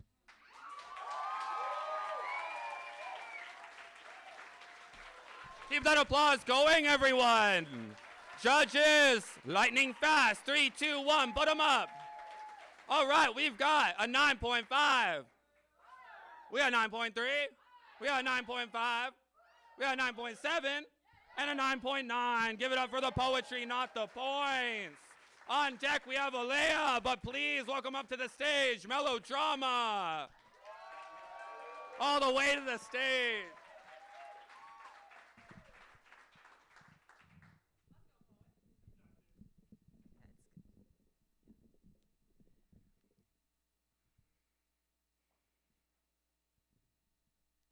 Look at the damage you've created given the opportunity.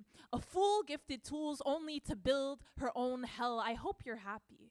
I hope you lay in the debris of the house you both built and broke and find home under the rubble. You crave rock bottom the way gravity craves to keep you beneath it. A part of you wants to be buried more than it wants to be saved. You're not fooling anybody with the ways you masquerade with hope by dressing up as intention thrust upon you. They can see it in your eyes. Nothing. Pupils, nothing but black holes catching light and warping it into whatever thought you thought would kill you fastest. You're so quick to decide and so slow to act. You want to end it but would prefer to let it linger. You prefer to feel the dying rather than the death itself. You're sick. But at least alive, you can feel your neck tightening. A plethora of torture, all the feelings you're convinced you deserve to feel, you stay. Because at least there's something to be felt. And I've never not felt anything before.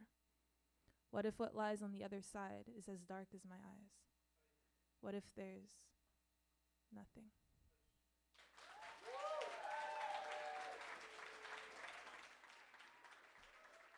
Keep that applause going, everyone. Judges, that's a 3, 2, 1. Put them up. Put them up, put them up, put them up. We got a 9.8. Yeah, let them know what you think. We got 9.8. We got a 9.6. We have a 9.2 and a 9.4. We also have a time penalty. Yeah, don't say anything. We don't have time. What's the time? What's the time? 1:13, that's too bad. Anyway, moving on. Poetry's the point. On deck, we got Tofini, Akinlalu, but please welcome up to the stage, Aaliyah, everyone.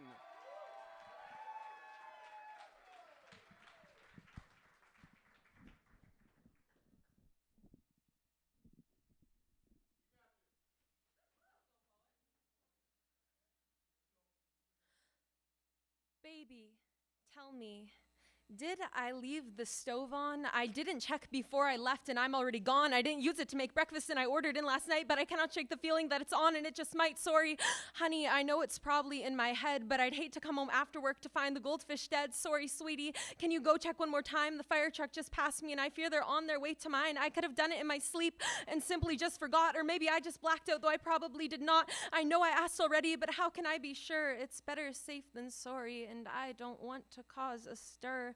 I think my car just hit a pothole, but I'll make it out alive. Then again, it could have been the neighbor and her family of 5, just to be sure. I think I'll circle back for this kind of catastrophizing. I kind of have a knack. I'm so sorry. Love, I hate to be a bother, but can you also check the curling iron and tap for running water? Baby, tell me, did I leave the stove on?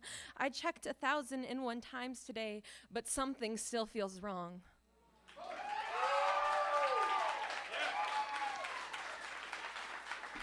Keep that applause going, everyone. Judges, in a 3, 2, 1, up with those scores. We've got a 9.8.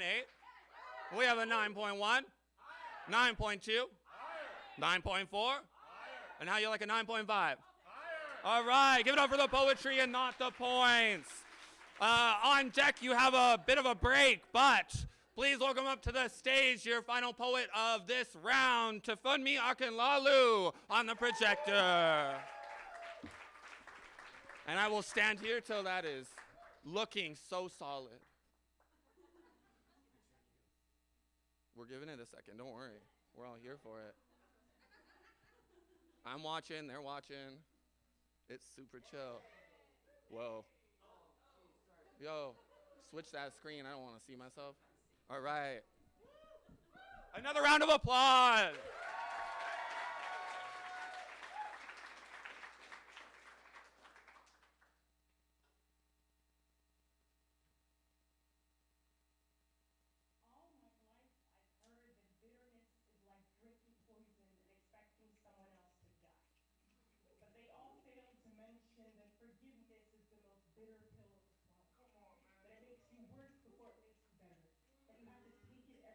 Like an antibiotic that takes a while to find the source of your pain, that it burns your throat before it fixes your brain.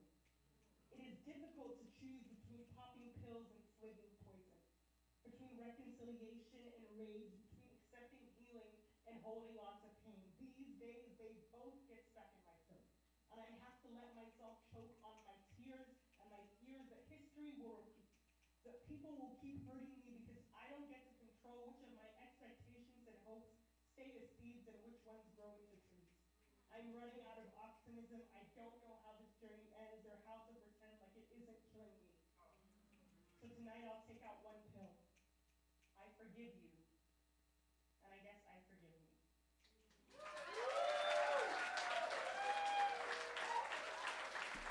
Please keep that applause going, everyone. Judges, last chance in this lightning round. 3, 2, 1, up with those scores. We've got a 9 point. Oh, no, we don't have all scores up. Get up, up, up, up. We got this. You're doing so good. 9.8. Yeah, we got a 9.4. We got a 9.1. We have a 9.3 and a 9.9. Give it up for the poetry and not the points. See how I'm like starting to slow down? We are coming to the end of the lightning round, all that rumbling. How long of a break are we getting? 10 minutes? Yeah, we're getting a 10-minute breather in between, but one thing I wanted to mention before I get off stage is the rankings and who makes finals will be released after this second round. So do stick around if you want to find out about that. Otherwise, enjoy your break, and we'll see you in a few.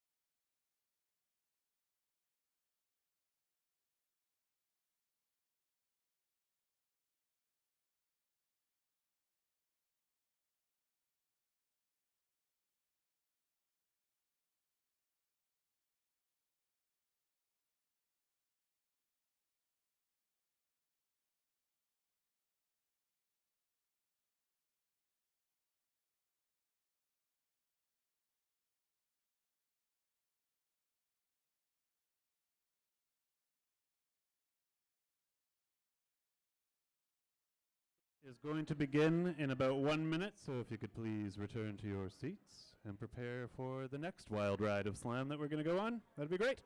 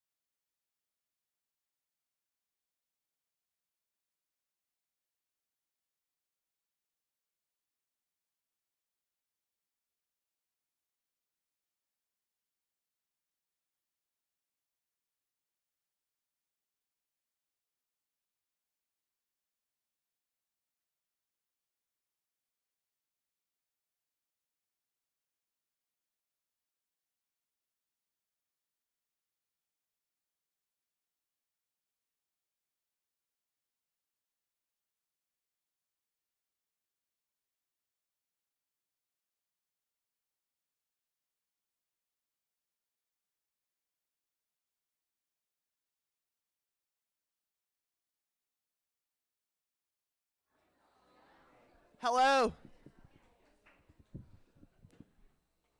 Hello. Thank you. I was like, hello?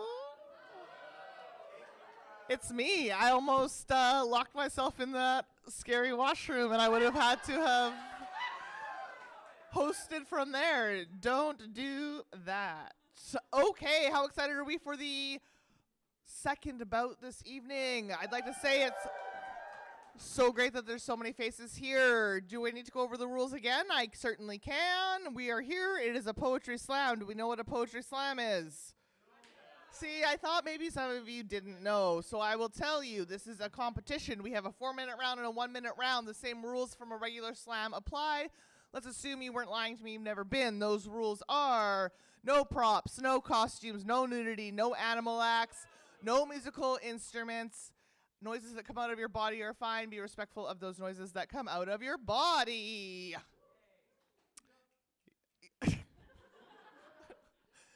Okay, we're gonna get going here real quickly. So judges, can you put up your scores for me if we have moved around, if we have new judges? As mentioned before, I can see 4. Where is my 5th judge? Can we put those back up? Oh, okay. Okay, we're under control. We are under control. We are under control. Say it till it's true. Alrighty.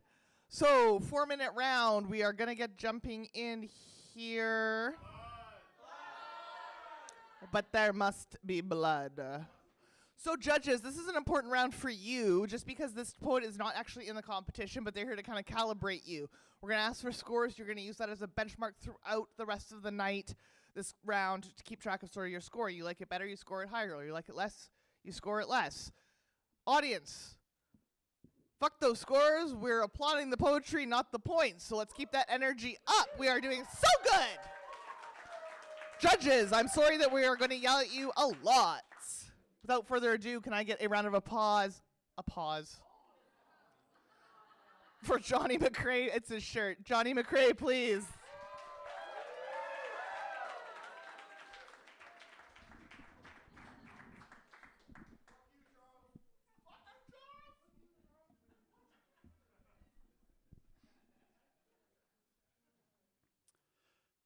I wanted to write a cynical poem about my first experience of the West Edmonton Mall.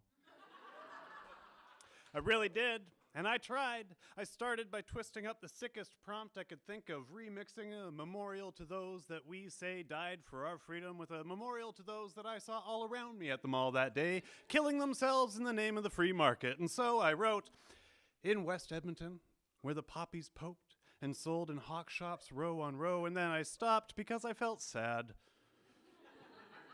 Pathetic even. For as I wrote those words, I sat eating bangers and mash and drinking Guinness in Sherlock Holmes' pub on what is known as Bourbon Street, not too far from a Hooters, a Tony Roma's, and Earl's, and 2 enormous food courts, an environment breeding indigestion and cynicism, to be sure. And so I wanted to write words so bitter that the beast's belly would grow upset and I would find myself vomited back out into the blue skies and sunshine outside that indoor city, although I have to accept that I went knowingly to the carnival of gluttony and that my cynical distance from the people in the place was as falsely manufactured as the hopes and dreams being sold there, as unhealthy as the grease pies I spent my entire day inhaling, and about as thoughtless as the consumerism in which I became submerged. For you see, I went with 2 friends, and we spent the entire bus ride over to the mall preempting our feelings of disgust, voicing our sense of distance from the people, and said, my one friend told me, I kind of feel like I'm at the zoo, but the people watching is pretty good. And I said, what really upsets me is how disconnected I feel from the people there. As I pictured them, with their lips firmly sealed to the sippy cups of commerce and sucking hard. But in retrospect, I realized that what really upsets me is how connected I feel to the people there. Especially as my fingers begin scratching at my wallet and excuses for spending begin forming on my lips, because I have to accept that I can't live without meat and potatoes and coffee and midday beers and more coffee and ice cream sundaes and an indoor water park and a seal show and an ice rink and glow-in-the-dark mini golf and bowling. Especially when it's happy hour. And the games and the beers come in baskets and the fries are bottomless. As we left that day, penniless and unsatisfied, I looked wistfully over my shoulder at the roller coaster park, and then I composed the following poem for my friends.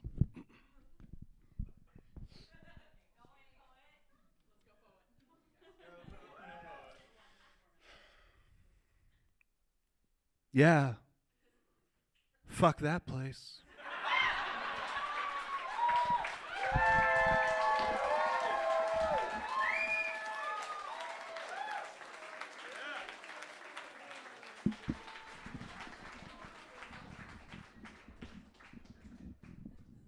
Let's keep that round of applause going for Johnny McRae.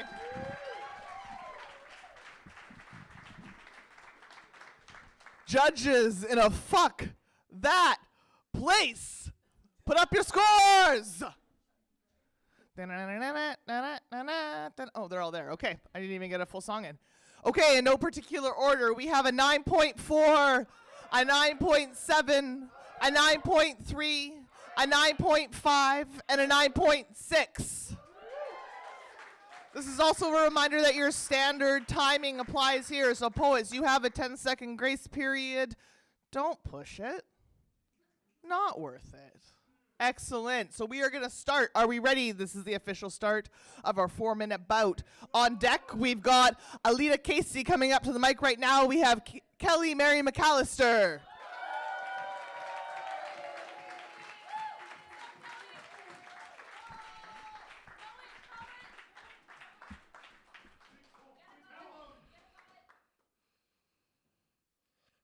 It was Monday, technically, in that lost space between day and night, where the day before and the day ahead mix and mingle. But the clock and the calendar and the timestamps on all our texts said Monday. It was late when you reached out, not for an ear or a hand, but simply a witness. Tuesday, you took your son to daycare, dropped him off, the usual mix of relief and regret. Went to physio, rehabbed a knee that didn't work just right, that hadn't for a long time. Maybe some things can't be fixed. Maybe some things don't ever heal. Wednesday, I took a shower. Long overdue. The fresh water traced the salt-crusted paths of the tears that leak from my eyes like a broken faucet. You had been taking cold showers, you told me, when I told you that I was finally clean. You knew how hard it is to wash the dirt off your body, when the dirt in your mind sticks in those cracks and crevices of your gray matter and you can never scrub it out. You had been taking cold showers, you told me. Thursday, you ordered me a box of Bliss to be delivered after. It was bright colors and warm scents meant for hot baths, not your cold showers. I wrote you a poem. You said you loved it, that it was hard, but it was perfect, that it was you. You read it to your therapist. I can't think of a higher compliment. Friday, you texted to see how I was. I did not respond. Saturday, you got an MRI for your knee, the part of you the doctors thought that maybe they could fix. It was something small, still significant. So you went to Kitchener and you got an MRI. They told you you'd get the results in about a week, give or take 7 days. You texted to tell me. I was asleep, trying to shake the tentacles of the migraines that I get during those periods where I can't stop sleeping. The cause and the cure are the same. I was asleep when you texted. I responded too late. Sunday, a February Sunday. February of short days, February of endless winter. Sunday, the Lord's Day. Sunday, the end of the week. Sunday, Bloody Sunday, always under the shadow of what is to come. A February Sunday, dreary and dark and hopeless. You checked into a hotel. You never checked out. My text turned from blue to green, unread.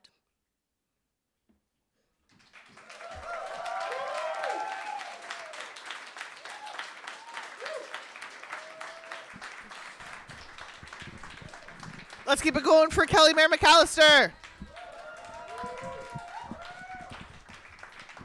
Also, judges, if you are new judges, I like to do this thing where I forget to take the score. So remind me of that if I try to not do it. 3, 2, 1, put them up. We have a 9.2, a 9.5, a 9.4, a 9.8, and a 9.5. Let's applaud the poet. Let's keep it going. On deck, we have Chuki coming up to the stage right now. This moment, we have Aaliyah KC.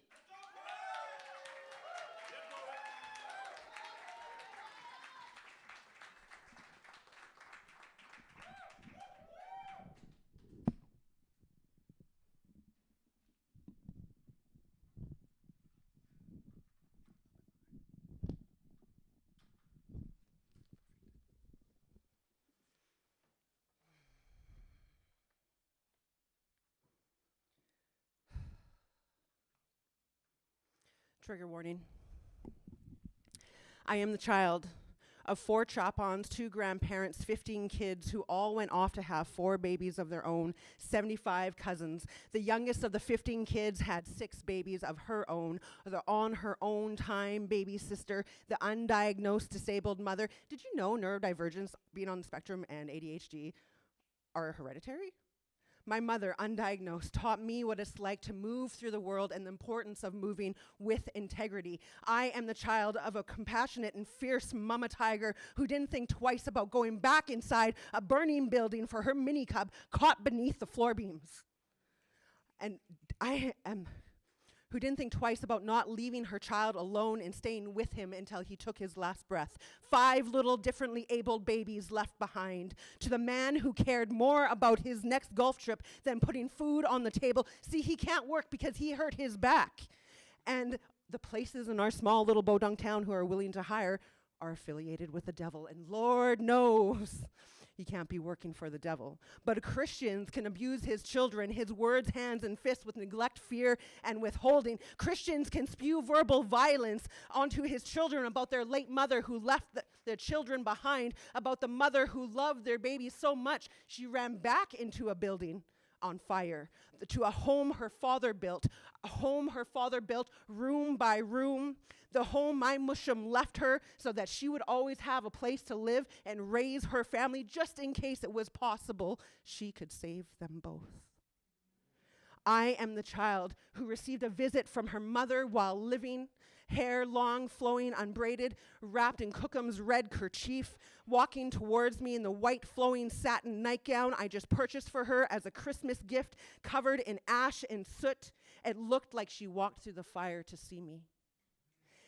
And she had a smile on her face, and she stood before me, strong, kind, and gentle, and her arms reaching to hug me. She looks like my mama, she sounds like my mama, she smells like my mama, but she's giving her Cookum vibes.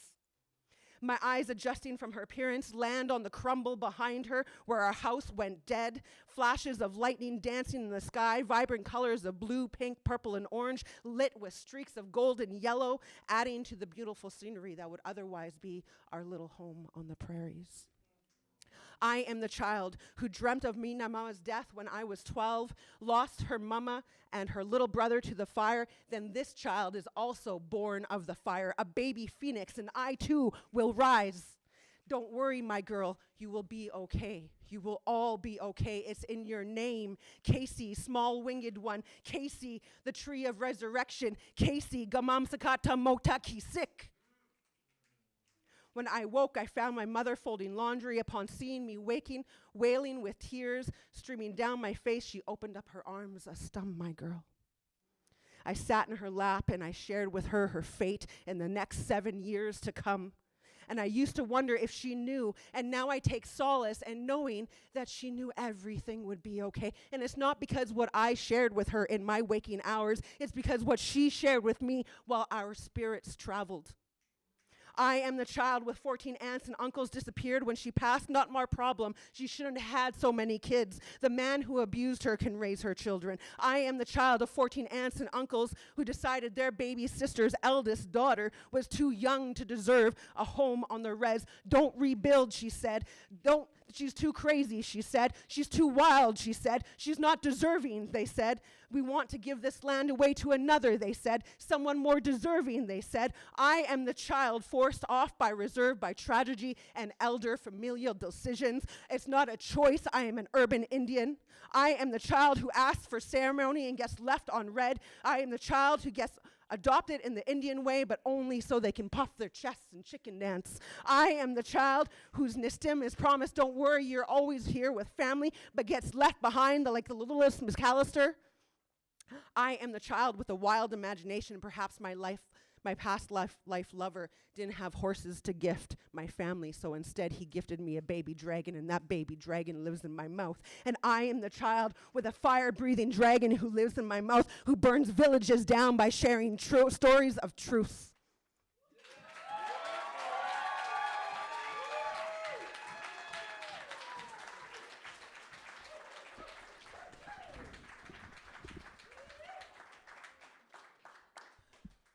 Let's keep it going for Lita Casey. Judges, now is your time. 3, 2, 1. Put up your scores. We have a 9.8, a 9.1, a 9.7, a 9.8, and a 9.4. Let them know you think. We also have a time penalty. Oh, what are we at? 4:41. Okay, but let's keep applauding our poetry. Not the time. So we have Lindsay on deck, but right now we're going to give a warm welcome to Chuki, please. Let's keep it going.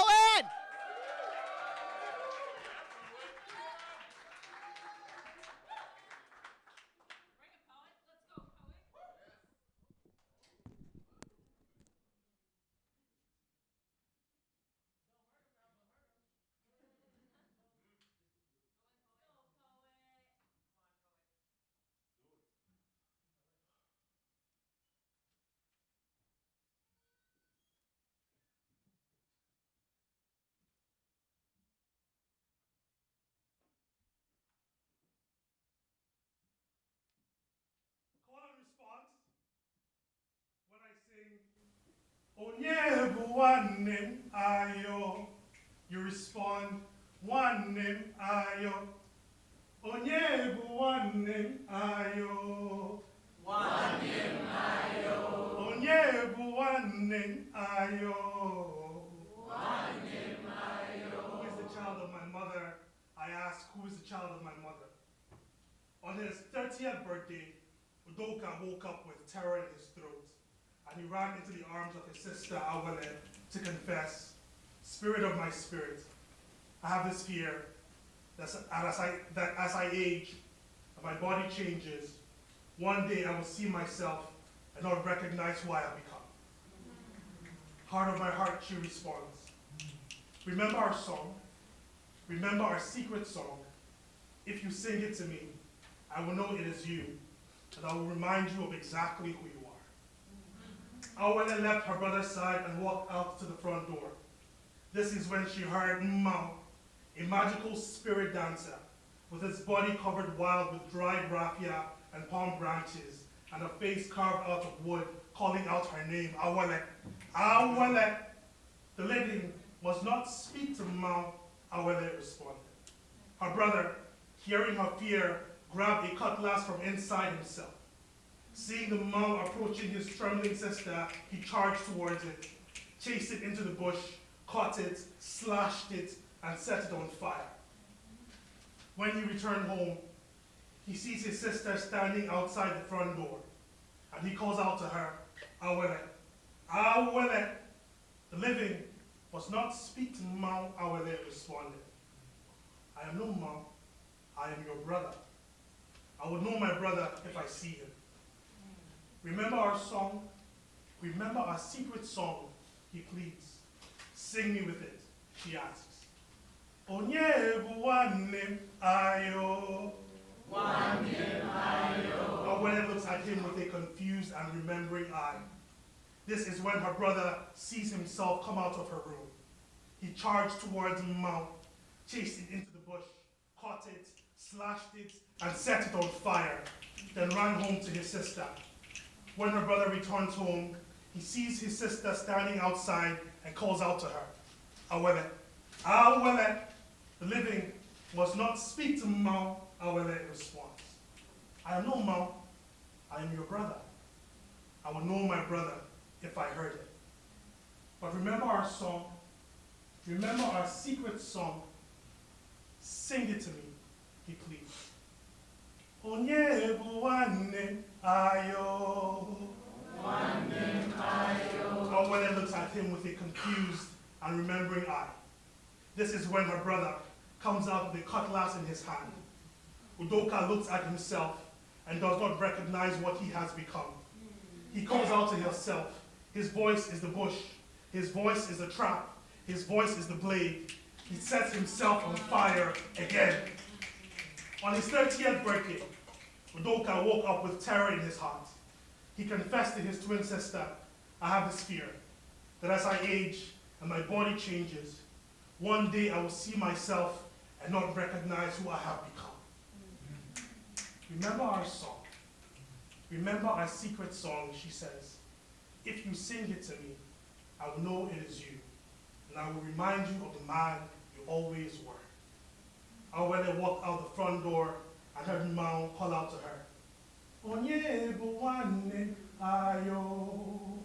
Nwanne ayo.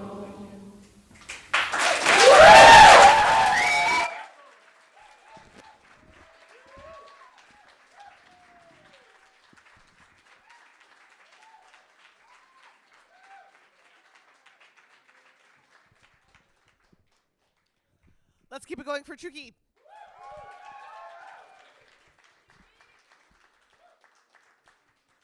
Judges, can we get our scores, please? 3, 2, 1. Okay, so we have a 9.4, a 9.1, a 9.7, a 9.7, and a 9.4. Let's applaud our poet who doesn't love us sing along. So on deck, we've got Blue Jay Walker, but coming up to the stage right now, let's keep it going for Lindsay.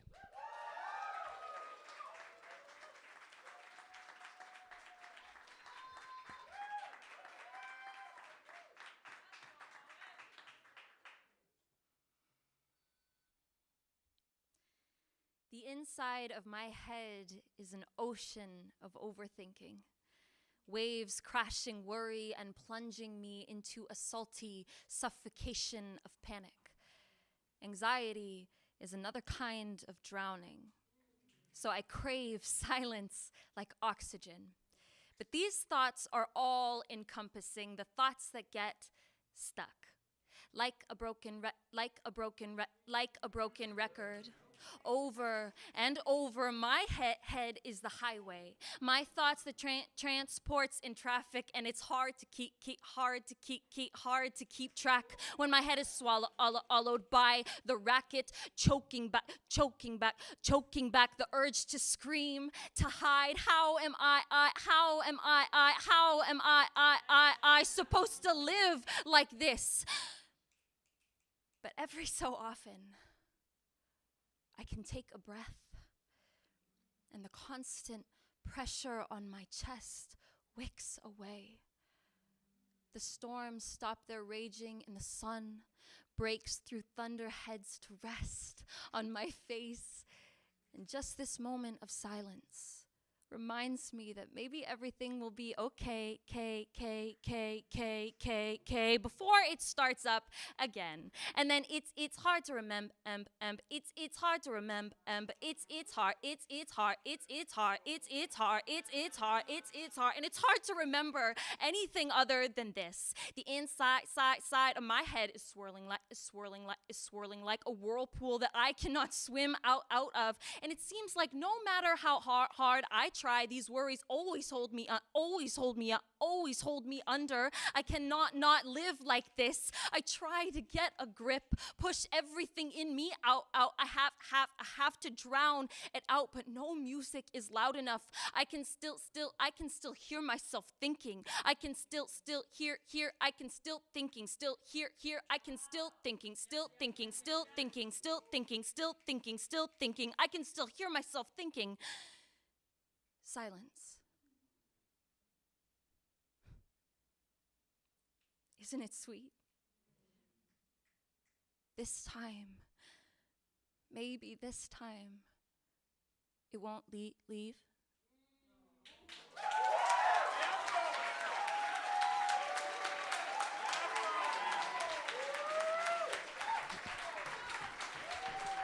Let's keep it going for Lindsay. Let them know what you think. Judges! I was going to try and do that thing, but I can't. So 3, 2, 1. Scores up, please. Get it? We have a 9.6, a 9.9, a 9.9, a 9.8, and a 9.7. So on deck, we've got Carla. Let's keep this energy going for our next poet, Blue Jay Walker.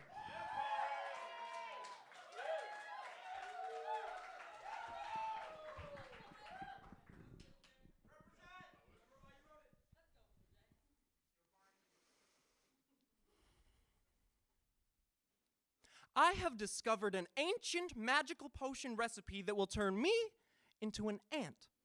In medieval times, they called it a curse. Nowadays, I'm not so sure. See, lives around this latent hell turn free will into a patent-pending pattern only masochists enjoy. I've never seen an ant scrolling through Indeed, begging inhumane companies to grant them the burdensome title of employed. I've not seen an ant on its third round of interviews for an entry-level job at a corporate cafe. They don't watch reruns of The Office, the ant, I mean, try to laugh at all the antics, but discover in the attic some slow, grinding disquiet.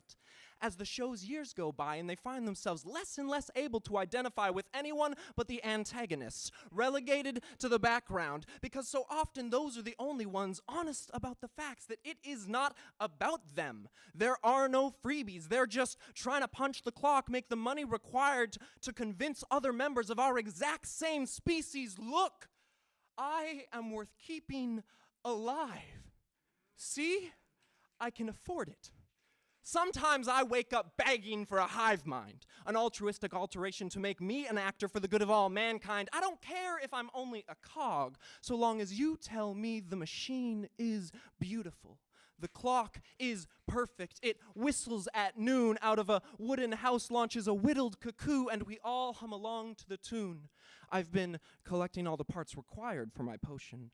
I'm considering making enough to disseminate it through the waterways. What if we all turned into ants for a day?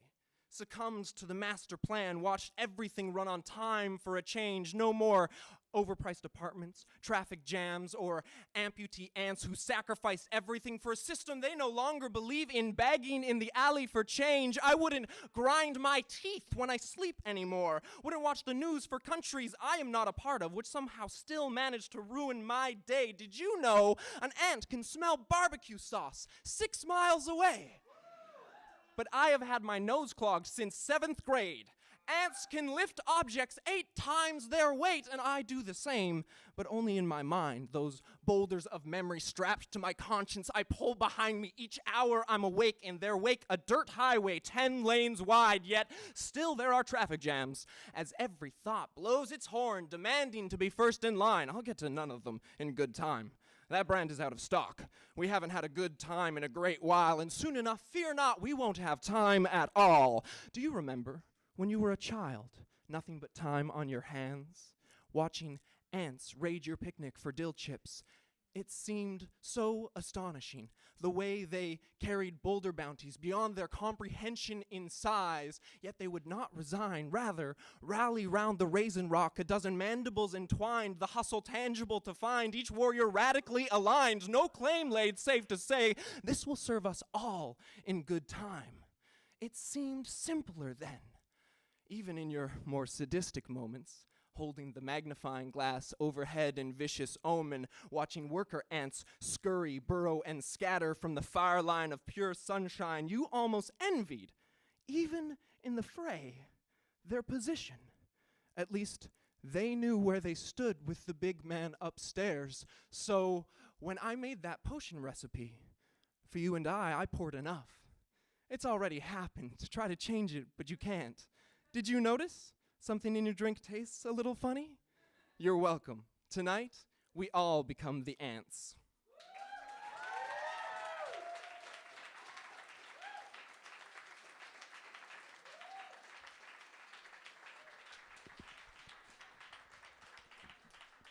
Let's keep it going for Blue Jay Walker. Sorry. It's just gonna get worse as the night goes on. For me, 3, 2, 1, judges, can we get our scores up? You know the drill. We have a 9.6, a 9.6, a 9.4, a 9.3, and a 9.9. Let's applaud our poets. So on deck we have 1990s Chris, but coming up to the mic now, let's keep that energy up and rolling for Carla.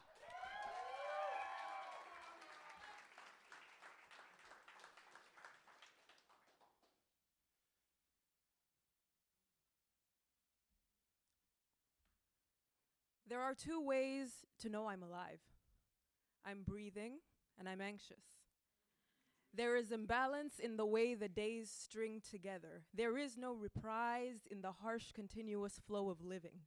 An inhaling breath after jagged breath while choking on the suffocating weight of being. So you lift a foot to place it in front of the other in an effort to see the ground underneath so the sky above won't swallow you whole, but there is no sky, and there is no ground either. There is only fear. It has no name and no face, but you would recognize it anywhere. There is an element of surrender in terror, in knowing there is nowhere left to hide but here and nowhere to run but deeper, into the thorny embrace of dread. You may believe that you left it behind you, but it is always up ahead. There are two ways to know I'm honest. I tell you the truth, and I'm anxious. I tell you my truth, and my truth is that I hate all of you. Which is another word for me, which is another way to say that this small talk is boring. And I have never been good at the practice of borrowing space. But I've always been great at lending grace and never being paid back. Which is to say there are debts that are yet to be settled, which is to say I am unsettled, which is to say forgiveness breeds few, but spite breeds several. There are three ways to know I love you. I'm here, you're there, and I'm anxious. Now fold me within the arms of your promises. Tell me there is hope in the crevices. Silver lining lies between the rock of disbelief and the hard place of never quite feeling like enough. I offer you no diamonds, but plenty of rough. We have always been the distance of our arms away from something real, and I've been reaching out mine in an attempt to feel the pulse of your promise and the rhythm of your rock-solid resolve. Tell me you see the future when you look out your window in the morning, and do me the kindness of a fair forewarning. Say to me that of which I am already sure. Love is an unequal wealth, and you are rich, but I am poor. Offer me language with which to wrap up the darkness. Let me give name to the abyss. I would call it something that reminds me of you, something that sounds like my own name, something that rhymes with the weight of your head on my chest, something to pay tribute to the years I have never been afraid to invest, a memorial in remembrance of all the desires I now cannot forget. I would name this illness after the longest love I ever knew.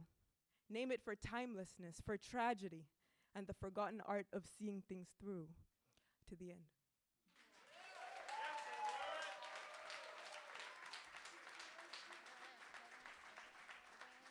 Let's keep it going for Carla. Judges, you're doing very well, and we appreciate you very much. Can we please put up our scores in a 3 and a 2 and a 1? Get it right. We have a... We're almost. We're there. Okay, so we have a 9.9, a 9.4, a 9.4, a 9.4, and a 9.8. Let's keep it rolling. So on deck we have Shami, but coming up to the mic now, we have 1990s Chris.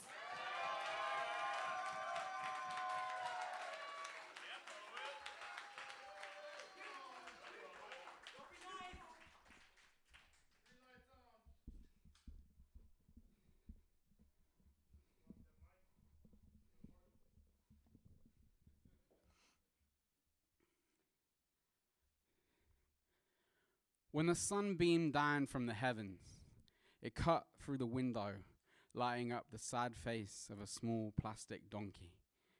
The golden valley where I grew was so beautiful, it made me think there might be a God. I think she had only ever seen the devil. I used to think the women in my family just collect things, that it's just the way they are. My mum with her kitsch dolls, my auntie with her thimbles. For Nan, it was Eeyores. There was kind of a joy to those sad little donkeys, all together there in her living room. Each one a china or clay or plastic manifestation of love in a home that had long since recognized it. People would ask her how she put up with dusting them. She says she likes it. She kept cash in one of the hollow ones so he couldn't drink all the money. There is something about fear that can make you so organized. She was the only one that used my Christian name. It felt natural, making its way through the coarse accent, bringing with it the confines of parish land that she always called home. She was stockpiling these little trinkets in an attempt to make it feel that way. They had separate bedrooms. They always did. It never felt strange. She collected owls too. No consistency to their style. If it was an owl, it had a home with her and the eels. I think about how it was probably just because everyone bought her an owl anytime they saw one, a mishmash of well-meaning adorning the desperately brown living room. She seemed to love them all. Maybe it was the big eyes. Maybe it was the knowledge that someone had thought of her. Sometimes you can commit to something by accident and no one ever lets you forget it. The village was an idyllic setting for a harrowing existence. When she was barricading a bedroom door, the neighborhood watch checked that no one was littering. Like the worst thing that could possibly happen is that things can become less beautiful. And she still put on her makeup, still wore her jewelry. No one noticed that she dreaded the pub's closing time, that it meant for her that she had to hide, and there was nothing that her mass-produced companions could do about it. I used to think the women in my family just collect things, that it's just the way they are. But I get it. All the eels and the owls. When someone takes away all sense of safety, your sense of self, you want something that is yours. The full shelves standing dusted and defiant. All the sad eyes looking on. All of the wide eyes looking on. Maybe she just wanted someone to see. Someone to know. She told us in spite of it all, she always loved him. At the time, I didn't really know what she meant. I didn't ask why no one told me the truth until she was in her grave. Sometimes people do awful things on purpose, and everyone needs you to forget it. Sometimes I used to think the women in my family just collect things, that it's just the way they are. I think they might just be trying to protect themselves. When I see her devil now, he is just shuffling in his slippers. When he asks me if I'm all right, I just say, yeah.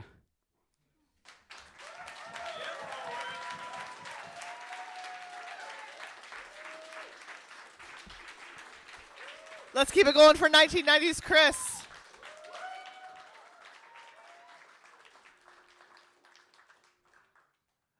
Judges, 3, 2, 1. Can we put them up?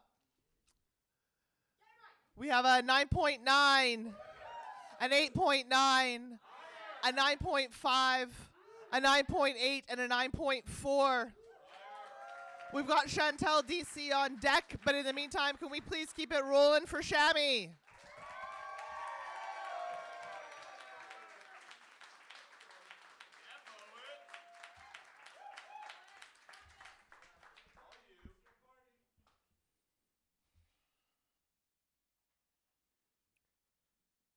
A 15-year-old girl sits in a classroom, twisting pens through the kinks of her thick Asian waves, counting down the minutes, unaware her last day at school was today. She walks through the door, welcomed by a pink suitcase. In it, a wedding dress, a boarding pass,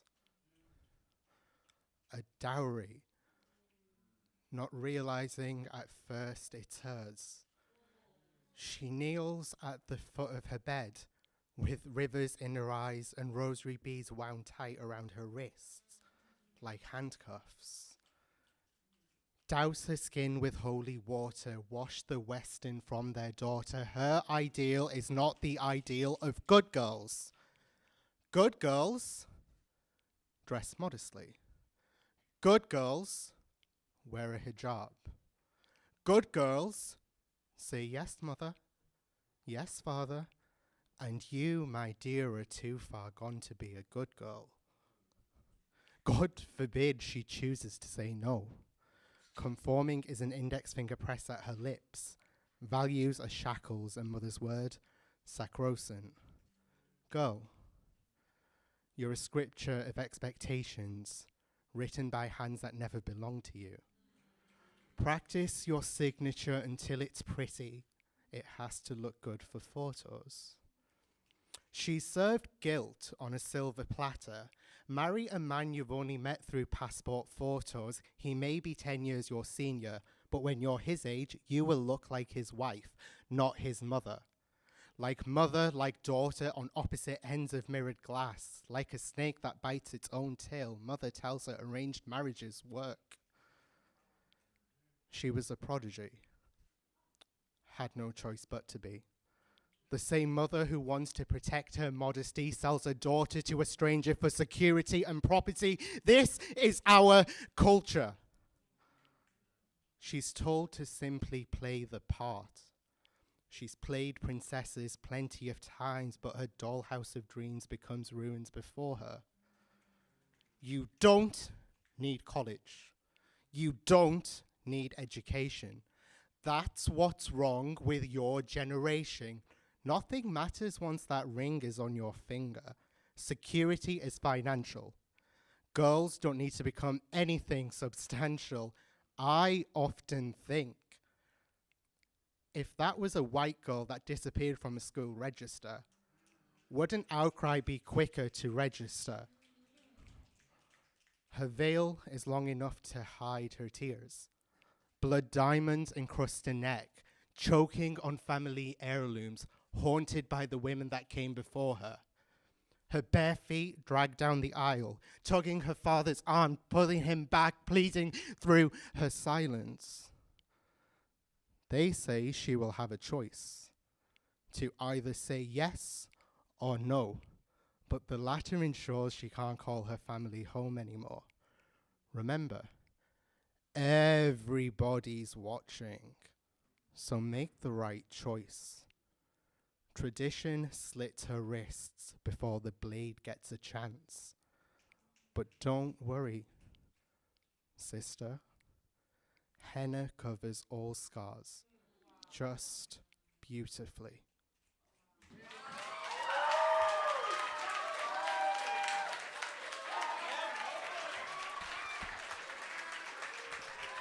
Let's keep it going for Shammy. Judges, we've once again, it feels like we're just keep doing this, hey? Yeah. 3, 2, 1, put them up. We have a 9.8, a 9.9, a 9.9, a 9.9, and a 9.6. We've got Brittany on deck. Let's keep it going. And for Chantel DC, all the way up to the stage, please.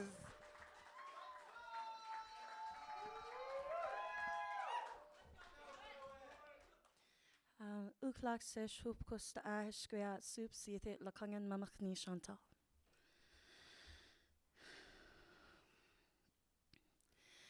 Hinaya ho, hinaya ho, hinaya ho, hinaya ayo. You are my sunshine, my only sunshine. You make me happy when skies are gray. Oh. You lurk in the shadows, stalking prey like predator does when hungry. You stop me in my tracks. Grief feeds your hunger, taking people one by one. Where are they going? Breathe. We buried him, and the clouds were gray. Tear paths etched from eyelid to chin. Redness became my eyeshadow. Sorrow, my best friend in his absence, became my mornings. As I watched the men bring my grandfather home to lay him to rest, I couldn't stop myself. I tried to stay strong, but I couldn't. I miss him. I miss the laughs, I long for the day we can sit around and tell stories of our lives. His calm, rugged voice that almost seems to fade away in my brain lost. What do you sound like again? 4 years. And Celeste, Junior, Constant, Barney, Lillian, Sandra, Michelle, names slip through my mind. I've tried to keep track, but they're replaced too fast. So much grief as loved ones fade away with the sunset. They gather lost souls no more on the far side of sorrow, where pain has no name. As though my heart aches, it echoes. At peace, they are finally at peace. A family reunion begins pure and bright. Beneath the stars, beyond the night, while here I grieve. Our hearts yearn for the day we reunite. They celebrate as here I mourn. Death, you like to send a sign. This time it's the sun peeking through the clouds, a sign that their new slumber they could never awaken from has become their final home, their final destination. I make my way up to Port Alberni to bury one of my cousins. Sadness, anger, and sorrow fills the room. Tears shed to the ground as my cousin is brought out. The sun shines through the clouds. The earth seems to go quiet when someone's laid to rest. Blanketed with grief as I hear his father cry for him, my sunshine. My thoughts are on a constant replay. What is going on? My mind is racing. I'm not going to start spiraling again. I can't. Is this what's going to happen to me one day? And it feels like death has been around every fucking corner. Who are you waiting for next? I'm tired. My mind is tired of grieving. I've been to at least 10 funerals in the last 4 years, some gone too sooner. It was their time to rest, but I wasn't ready. I'm tired. My spirit is tired. When will I rest? I find it hard to feel sad at funerals now, and my body goes numb. I know you aren't the killer, and you're just the collector. But why death?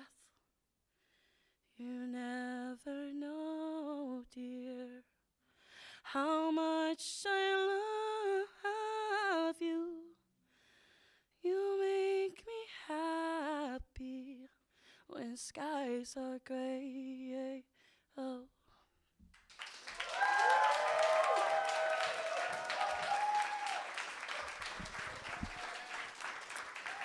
Let's keep it going for Chantal DC.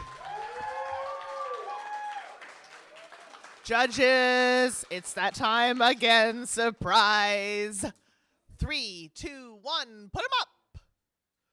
We have a 9.7, a 9.8, a 9.8, a 9.8, and a 9.5. Let's keep it going for our poets. How about that? Let's keep it going for ourselves. We're doing really well. No one's gotten locked in the bathroom, and I think that some days that's all you can ask for.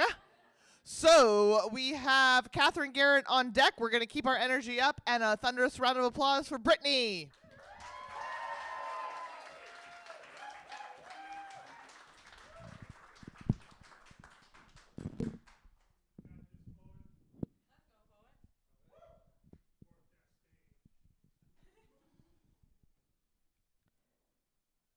Although the neuroscience presented herein is accurate, this is a work of fiction. Any resemblance to actual persons living or dead, or events past, present, or future, is entirely coincidental. Don't you want to be a part of something bigger than yourself? Don't you want to be a part of something bigger than yourself? Don't you want to be a part of something bigger than yourself?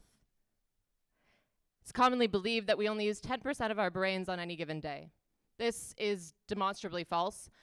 But looking at the people in power, how could you be faulted for believing it?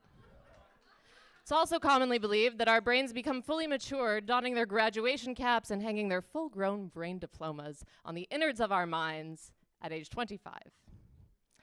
However, aside from the obvious query of what exactly constitutes some material maturity, 25 is simply the upper age limit of that particular study's participants.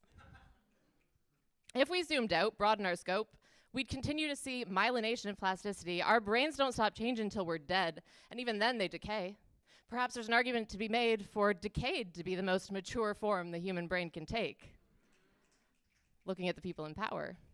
How could you be faulted for believing it? Fragile men whose demons keep them on a tight leash, seeking to be patriarchs, call me daddy, but give me all the accountability of a child. Or better yet, some god, devoid of checks or balances, whose lack of care for his flock is excused, as our brains are obviously too small, too immature to see the master plan in place for we. Don't you want to be a part of something bigger than yourself? If we only use 10% of our brains, maybe we won't have to admit how many brains just don't seem to be very useful. With every juvenile tantrum deemed that of a genius, frenetic words and flailing arms defended, somehow respected, every petulant petition for power declared, some strategic move in a game of 5D chess. Don't you want to be a part of something bigger than yourself? Silence and stifling a laugh often look the same, but now is no longer the time for restraint. See, I've been busy. Remote viewing through that Stargate. I've been jumping through time and space and sticking my fingers so far up my nose they rearrange the contents of my puny human brain, thinking maybe. If I reverse it, throw deuces, as my eyes hit the filthy floor, perhaps then I'll be able to see whatever it is that got them through the door. Look, I felt the chaos too. So I won't blame you for believing that massive jaw of uncertainty might be swatted away by the firmest hand, by the concepts of a plan. Don't you want to be a part of something bigger than yourself?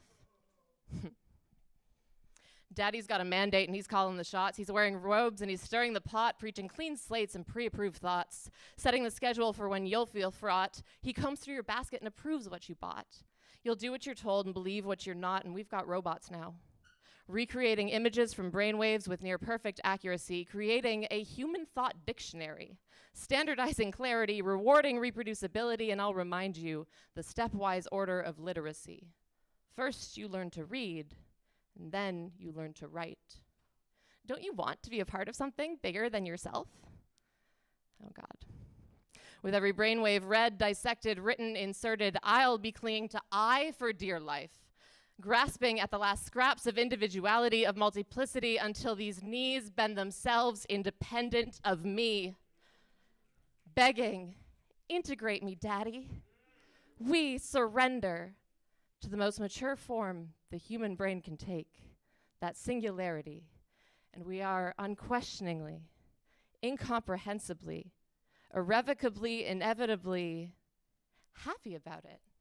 Don't you want to be a part of something bigger than yourself? Thank you.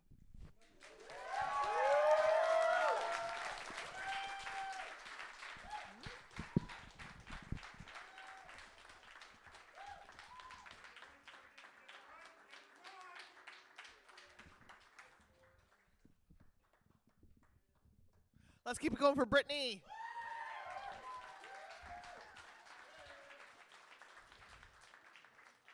I am very scared of the singularity. Judges, 3, 2, 1, put them up. 1, 2, 3, 4, 5. Great. We have a 9.5, a 9.3, a 9.4, a 9.8, and a 9.6. So on deck, oh, you guys, we're at penultimate times again. I'm never missing an opportunity to say it. It's literally the 1 week a year.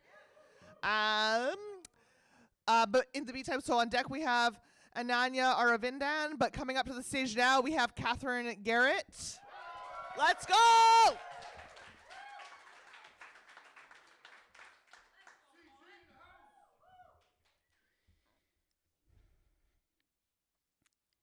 After Gavin Russell and Black Chakra, the ship of Theseus is a thought experiment about whether an object which has had all of its original components replaced remains the same. I am an open casket of memories I remember for us both. How to take a ship apart piece by piece and forget how a family shatters under circumstance, splinters under the cruel clenched fist of all this time, dollar bills printed in stubborn blood, my family tree. Memories, leaves, memories, leave. I blink. My first birthday evaporates. There goes my graduation. I blow the dust from the graveyard of fingerprints of the first book I learned to read by myself thanks to you, a forgotten tombstone. Rewind, and I am 11, next to you at the A&W after we went to see the music band. In our last conversation a decade later, you ask my name again. And if I'm happy, I get small and pause. If you replace a ship piece by piece, is it still the same ship? What do you do with the stories when you can't remember how the words go? Rewind again. You've bought me a Latin English dictionary for my birthday. Teach me about your favorite dinosaurs and puns at the dinner table. You forget the word for snow. Right now you call it untidy weather. Don't remember my age, so I tell you about my day instead. Talk bad weather and date squares and what's in the local paper. Pause here. If you replace each part of a ship, then what do you call it? You tell me you are searching for the words. I am too. I break off parts of myself and offer a handful of history back to you like flowers. Not exactly how I remember it, but it's still all the same to you. They tell me you died 10 minutes after I got off the phone with you. I hope you know I was there even if you didn't hear me. Everyone tells me to hold the memories close. I was erased from yours, so what do I bring to the funeral except sometimes something you think you know can have 300 other names you don't. To name something doesn't mean you know it. My grandfather had the vocabulary of a scholar. At age 91, had all of the words to describe the memories he did not have, but still knew exactly how it felt to lose them. Caro, rooted in everything you know in your bones but cannot speak, alive, still in the stories of your children. Picturesque pallbearers protecting the party from poltergeists. Every time I say my name now, I'm using a word passed down by someone making chalk dust angels in a scrap of sunlight with the little piece of them that refused to die. The few times I speak to you on the phone or spent helping you retrace your steps, giving back the stories everybody else has let me borrow, including you. I look in the mirror and I see you, wondering who I am again. Memories are the fickle heart's forget-me-not scattered with your ashes. So I say I love you. And I'll remember this for the both of us.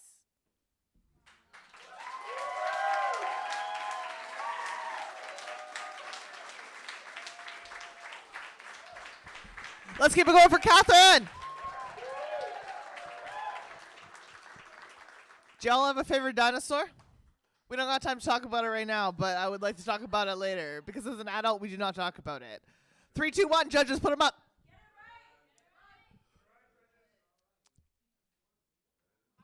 1, 2, 3, 4. Oh, that's all of them. Sorry, guys. 9.6, 9.7, 9.6, 9.3, 9.5. Which brings us to our final poet. Let's applaud our poetry.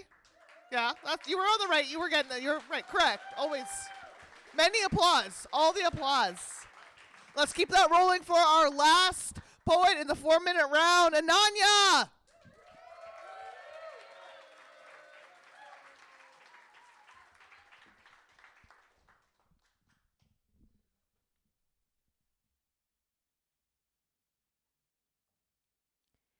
Give yourself grace. After Boutsia's Give Yourself Permission. Give yourself grace. After all, it's your first time doing this being, all of it, life. Unless it's not your first time doing this, in which case I have some follow-up questions.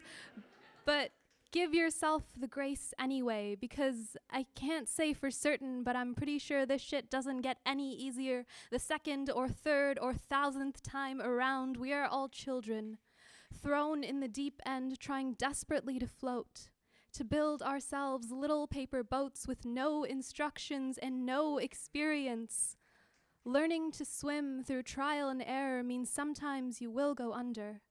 But the beauty of buoyancy means you'll come back up again too, so give yourself grace. Just because the ocean looks calm doesn't mean the undertow isn't waiting to catch you unawares. Just because the stream was gentle yesterday doesn't mean an overnight rain hasn't turned a river into a rush of rapids and you have no way of knowing till it is too late. till you are already waist deep and the waves push and pull, threatening to capsize your little vessel and tumble you overboard. Remember that everyone around you is just as lost as you are, set out to sea with no compass and no way of knowing how deep still waters run, so let your kindness become someone else's life preserver. Let it hold you both afloat in the muddy waters. I promise you it will be worth it. Your gentleness will not go unnoticed. Your good deeds will not go unreturned. Give yourself grace. You are going to make some mistakes. I think we've all been a little too quick to condemn Sisyphus when every morning he goes back down the hill to push that boulder back up again. It is not the failure that will damn you, only its acceptance as prophecy. So when it feels like you are weaving at Penelope's loom, unraveling 2 stitches for every one you make, when it feels like you are building sandcastles on shorelines in the wake of a rising tide, when it feels like you are drowning in the indifference of a sea of stars in an endless night, go back down the hill. Try again. The beauty of dark is that it must give way to dawn. Even when the sunrise looks miles away, a horizon too far to reach on our little paper boats, keep going. Let the momentum of try again carry you forward. When it feels like everything around you has come to a standstill, you at the center of your very own hurricane, lost in your perfect storm, look for the lighthouse. Let its shining ray of tomorrow carry you home. And when you get there, in the sinking remains of a sodden paper boat, with no compass and a map you still can't read, give yourself grace. All it means is that you are doing the best you can. And if not that, then just that you are. You are here in this life, in this blue, blue sea. You are here. You are still afloat. Sometimes that is all that matters.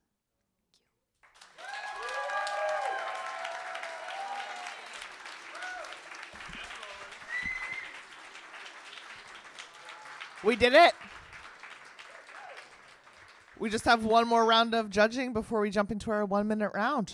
Our lightning rounds. Judges, 3, 2, 1. Throw them up. We have a 9.2. We have a 9.8. We have a 9.7. We have a 9.7. And we have a 9.8. And that's it for me. Like, I'll still be around. Like, I'm not. But, like, yeah. I'd like to welcome Tawaham up to the stage. Getting our 1-minute round going. The passing of the clipboard.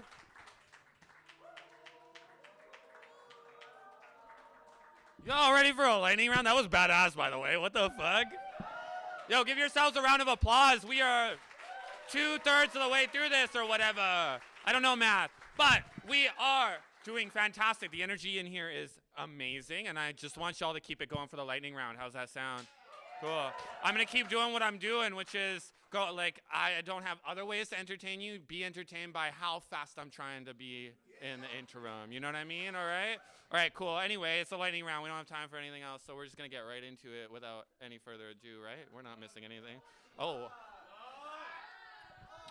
I don't know what type of blood I am, but we do have a sacrificial poet. Judges, remember, this is your calibrator for the rest of the round. Give yourself some wiggle room. But please give a round of applause for Be Weird, everyone.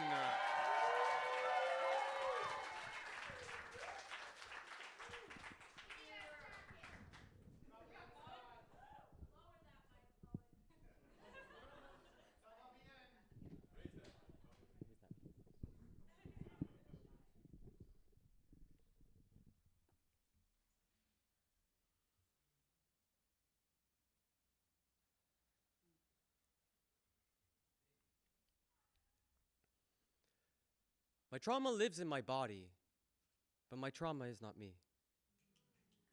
My body is a river that is floating out to sea. If you listen to me babble, I will spill this tea. My trauma lives in my body, but this trauma is not me.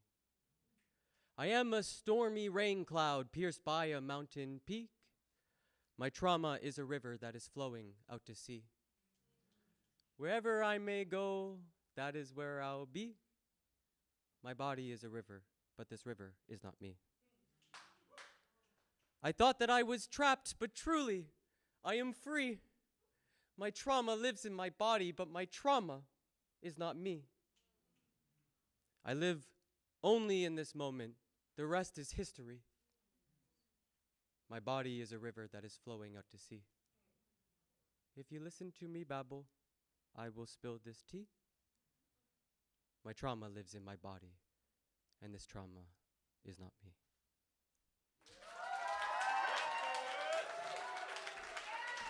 Keep that applause going, everyone. Judges, you've been so good, but you're going to have to get quicker. 3, 2, 1, up with those scores. Up with those scores.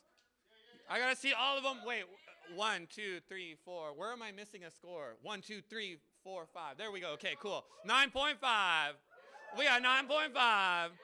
We have a 9.9. We have 9.2. And we have a 9.0. Give it up for the poetry and not the points. On deck, we have Catherine Garrett. Keep that applause going for Ananya, everyone. All the way to the stage.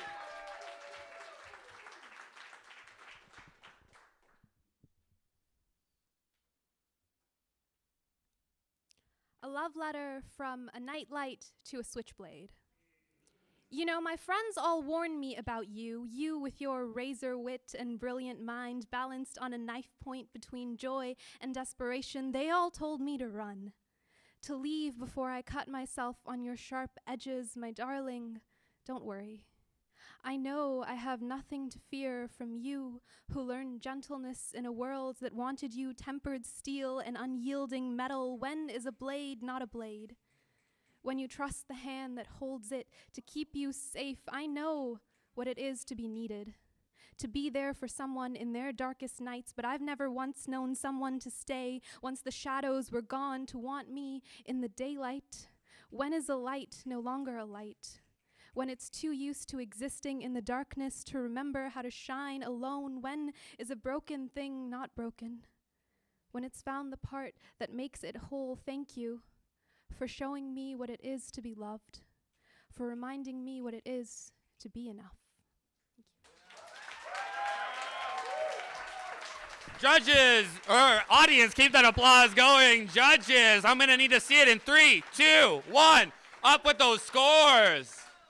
Yo, please stop discussing it. We're just going to need to have numbers, my friend. 9.7. We had 9.7. We had a 9.8. We have an 8.9. And we got a 9.4. Give it up for the poetry and not the points. On deck, we got Brittany. Keep that applause going for Catherine Garrett, everyone.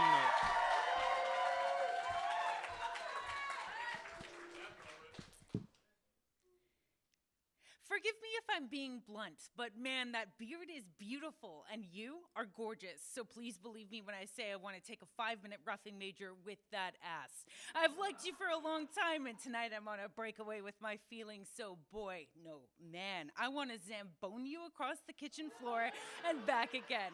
Your water bottle is not the only things making things wet, so call me freaky. I'm not too concerned. I'm distracted by the way you chew on your mouth guard and the way your helmet hair sticks out in all directions. That reminds me, are you an Olympic goaltender? Because scoring on you would be the achievement of a lifetime. So what do you say? Let's drop the gloves. That slap shot was hard, and so are my nipples as you skate down the ice. I'm ready to serve several holding the stick penalties with you. I'd wait for you like the Vancouver Canucks have waited for a playoff spot. So I have one question. Tonight's matchup, my place or yours?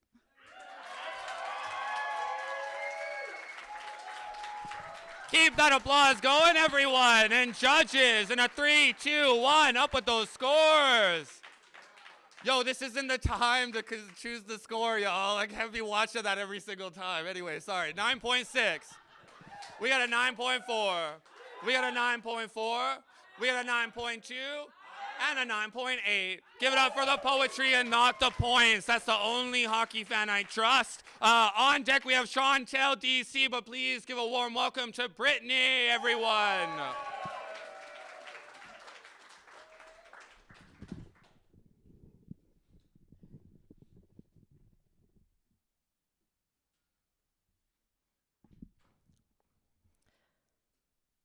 please enter through the gift shop.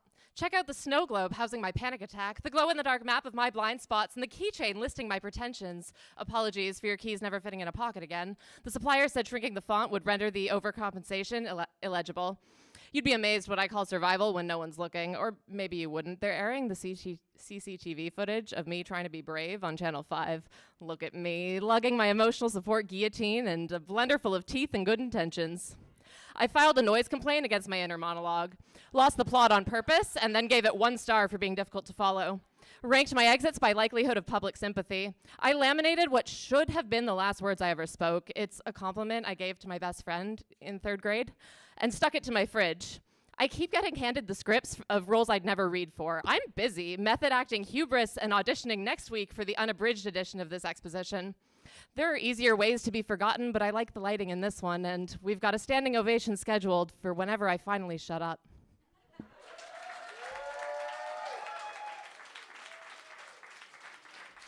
Keep that applause going, everyone. And judges with a 3, 2, 1, let's see them up.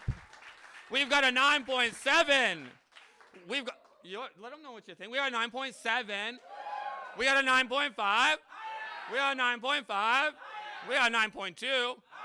But we got a 9.6. Give it up for the poetry and not the points. On deck we have Shammy, but please give a warm welcome to Chantel DC.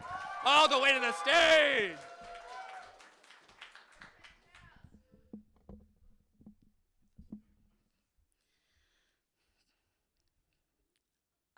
Trigger warning, pine cones. Do you ever feel like a lonely little pine cone, lost in the forest, not knowing where the wind will take you or where someone's kick may take you? You may find little metaphors in this poem, but I'm really just talking about a pine cone and alone in a forest all alone. And I thought this would be great for a 1-minute poem because I don't have anything like 1 minute. So if you feel this way, you embody feeling like a lonely little pine cone, this poem may be for you. Just know you may never know what time or seasons will pass. Skeletons of pine cones fall on the ground, seeds scatter in the forest. Some grow tall, some decay, and some remain as they are, and that's okay, because that's the beauty of it, you know? But the real question is, have you ever felt like a lonely little pine cone in the forest, not knowing where you'll end up, not knowing who you may become? Do you feel scared? Do you feel lost even? Well, that's okay if you do, because no one really knows what's going on in this fucked up world. So if you're feeling like a lonely little pine cone, just remember it's okay, because others feel the same way.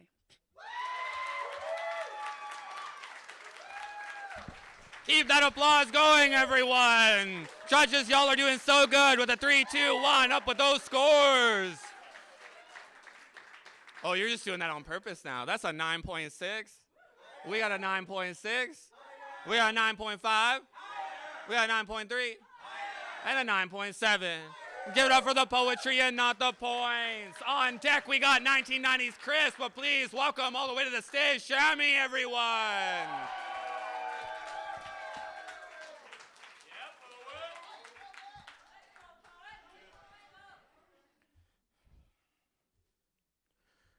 Every 7 years, your skin sheds itself. The person who touched you 7 years ago has never touched the person you are today. Stat, 4 in 5 men don't report their assault. Stat, 43% of males didn't know their attackers. Stat, 15% of women didn't either.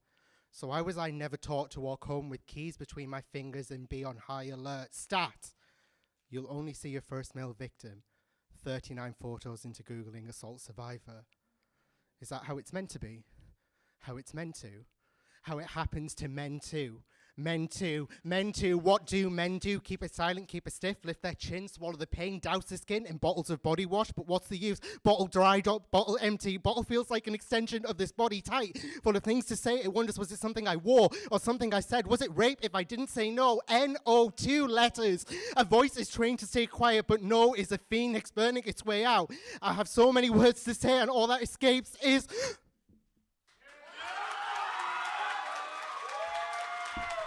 Keep that applause going, everyone. Yeah. All right, judges, so good at this. 3, 2, 1, up with those scores. We've got a 9.8. We have a 9.7. We have a 9.9. Then we have a 9.8. And a 9.8. Give it up for the poetry, not the points. On deck we got Carla, but keep that applause going for 1990s Chris, everyone. All the way to the stage.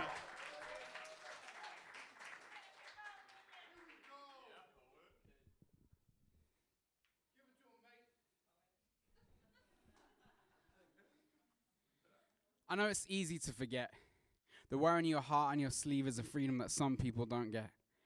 Everyone's fine with it now, aren't they? Everyone's fine with it now, aren't they? And if they aren't, then they aren't allowed to say, apart from they do, in every pub and every school and in most workplaces every day. The second time I kissed a boy, someone kicked me in the face. The third time I kissed a boy wasn't in public. I didn't want to take the risk. I didn't want to make them sick. I didn't want to remind the world that we exist. Who would choose this? Being queer is a battle you repeatedly fight twice, first against yourself and then against everyone else for the rest of your life. Holding hands, yeah, that's a heart-in-mouth moment. But it's also a statement of intent. That love will rear its beautiful head with or without your consent, because love is a spectrum. And gender is a spectrum. And wherever people fall on that, you should respect them because you fall on it too. And where we fall, we don't choose. And I think you might feel differently if a different one was you. Keep that applause going, everyone. Judges, you're so good. We're halfway there. 3, 2, 1. Put them up. All right. We have got 2 9.7s. We've got a 9.6. We got 9.8. And we got 9.9. Give it up for the poetry, not the points. On deck, we got Blue Jay Walker. Please welcome to the stage, Carla.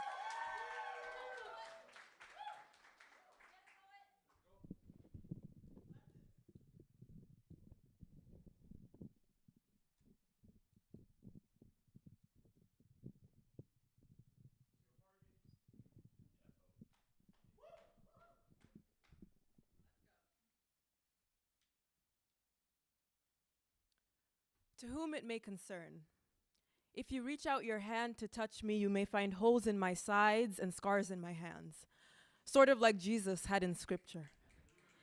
That is to say, I have been pierced for my transgressions. I identify closely with incompletion, so I am learning to sit with my unfinished anguish here in my living room. I no longer hide upstairs, pretending I'm not home when it knocks. I witness despair through the windows of my reflection, but I do not hide from her, and lately I suspect she has been lying to me. The holes in my sides are by no means hollow. In fact, they are the site of my resistance and the evidence of my tenacious insistence on occupying space with whatever of myself I have left. In fact, I am neither ruin nor wreck, I am resurrection. In fact, I am the birthplace of all that has ever been, the evidence of which is embedded in my skin, descended from the first man, and stitched together by my motherland. My mother's hand is on me, even all these miles away. She asks me not to look for the living among the dead.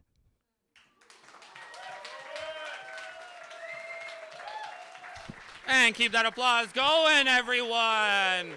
Lightning, thunder, fast. Judges, let's see it in a 3, 2, 1. Up with those scores. We got a 9.5. Well, we got a, I guess we're going to do it this way. 9.6. A 9.7. A 9.8. And a 9.9. Give it up for the poetry, not the points. On deck, you got Lindsay Mayhew. And coming up right now, you got Blue Jay Walker. Give a warm welcome.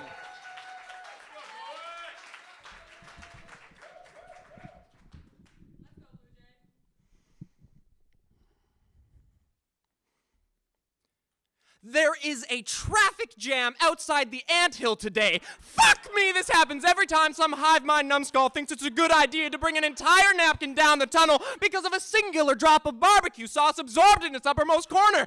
Asshole! I'm just trying to make it home to my basement apartment, masticate on some blades of grass, watch reruns of The Office. Jim is so funny, and forget my problems. The dentist says I grind my mandibles when I sleep. Who can blame me? When I get back with my picnic dill chip crouton, it takes 3 hours to escape the ant interstate. Everyone jostling to proffer their offering to the queen, imagining they might be made members of the royal guard if only they proved their loyal heart. Sometimes I wish I were a worm. Those giant freaks don't do anything but eat dirt and sleep, but these idiots can't figure out which way to angle the eggshell for optimal delivery. It's not gonna fit!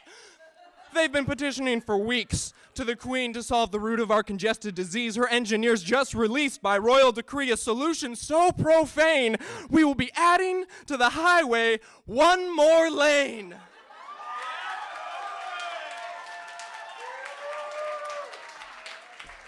Keep that applause going, everyone. Out here in the lightning round, we're going to do it again. Judges, 3, 2, 1. Let's see them. We got a 9.9. We got a 9.7. We got a 9.9. We have a 9.8. And we got another 9.9. Give it up for the poetry and not the points. On deck, we have Chuki, but please give a warm welcome to Lindsay Mayhew, everyone. All the way to the stage.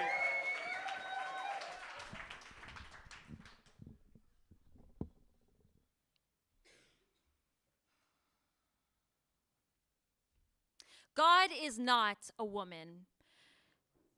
But if she were, I bet the world would be built in a single day and there would be no day of rest. Periods would have no cramps and birth would be over with a sneeze. I bet her trinity would be the mother, daughter, and unpaid domestic labor.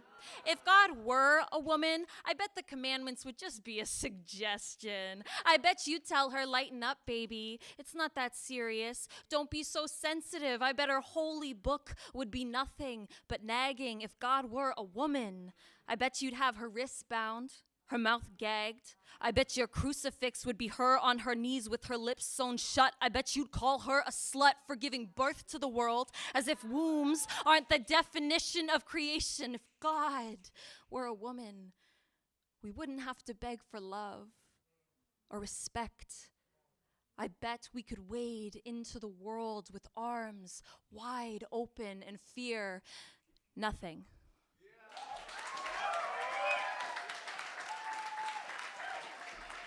Keep that applause going, everyone.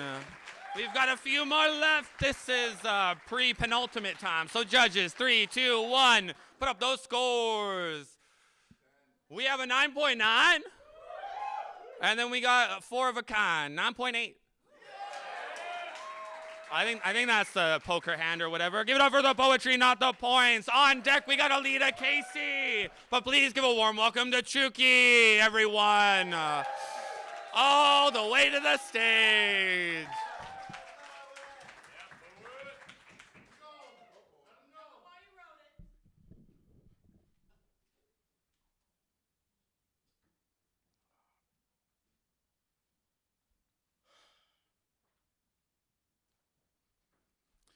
I do not know who owns this English. To be truthful, I don't really care. I just woke up one morning and found it there. Vowels, violent, consonants, crescendo. Grandmother folds it like civil rights. Grandfather breaks it like law. I slam it like poetry. I piece it like jigsaw. It does not have a queen, a king, or a country. I bake it with sea salt. I swallow it with palm oil jollof. It becomes pidgin. It becomes Creole. It becomes patois. It only tastes like the spices in it.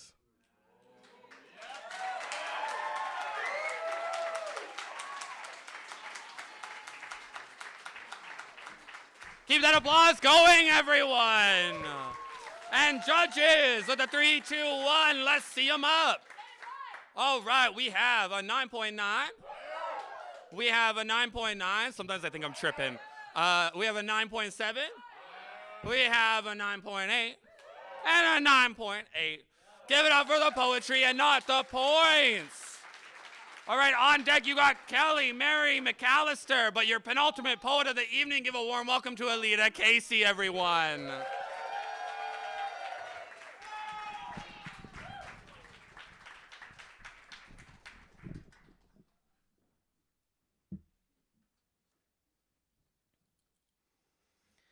It's 7:10 p.m. on a second Sunday, and a tired mama can't even be in her comfy, standing in a generic department store looking for bath products without hearing, "Security to Department B, please, security to Department B." And at first, I stand there confused because I just walked in, and what is Department B? It's the beauty department, and I'm the only one in it. So like an eagle, I choose to rise higher, and I raise my head to the BIPOC security guard, and I give him a hello. "I see you, brother. Welcome." And because we all know, and he knows too, and he's on the same receiving end as I am throughout most of his days, just like I am right now. And is this what you call internalized racism, maybe colonization, or is it assimilation? Hey, dude, I'm just here for my ritual bath oil, so excuse me before I have to smudge myself before into the next dimension, because I too sometimes forget to always respond. Insert indigenous female rage here, and people wonder why we don't rest on our rest days. If not for a day like today, when else can I walk into a store without beating my face first?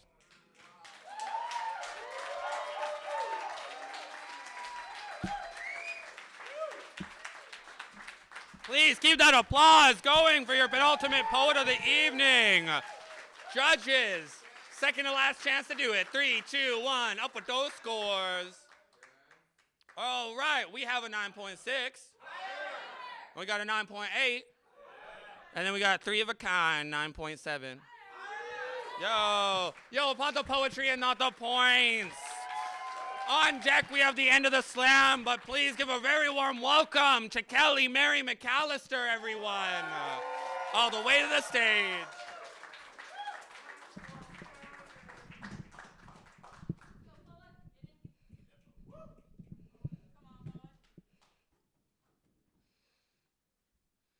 I rode shotgun on all your bad decisions. Wind in my hair in the passenger seat as we careened around curves in your unquenchable quest for love. Knowing even then that my love was not the love you were looking for, that my love was never going to be enough. I grew up in that passenger seat. As we moved through hairpin turns at breakneck speeds, trying to outrun your demons, we never made it. They simply inhabited us both, my ignominious inheritance. And when we crashed the car, we got a new one. And when the therapist said I had valid concerns, we got a new one. And when I became too hard to share a home with, you got a new one. Is it my trauma talking when I say that I miss getting to ride up front? At least then I knew you couldn't leave me behind.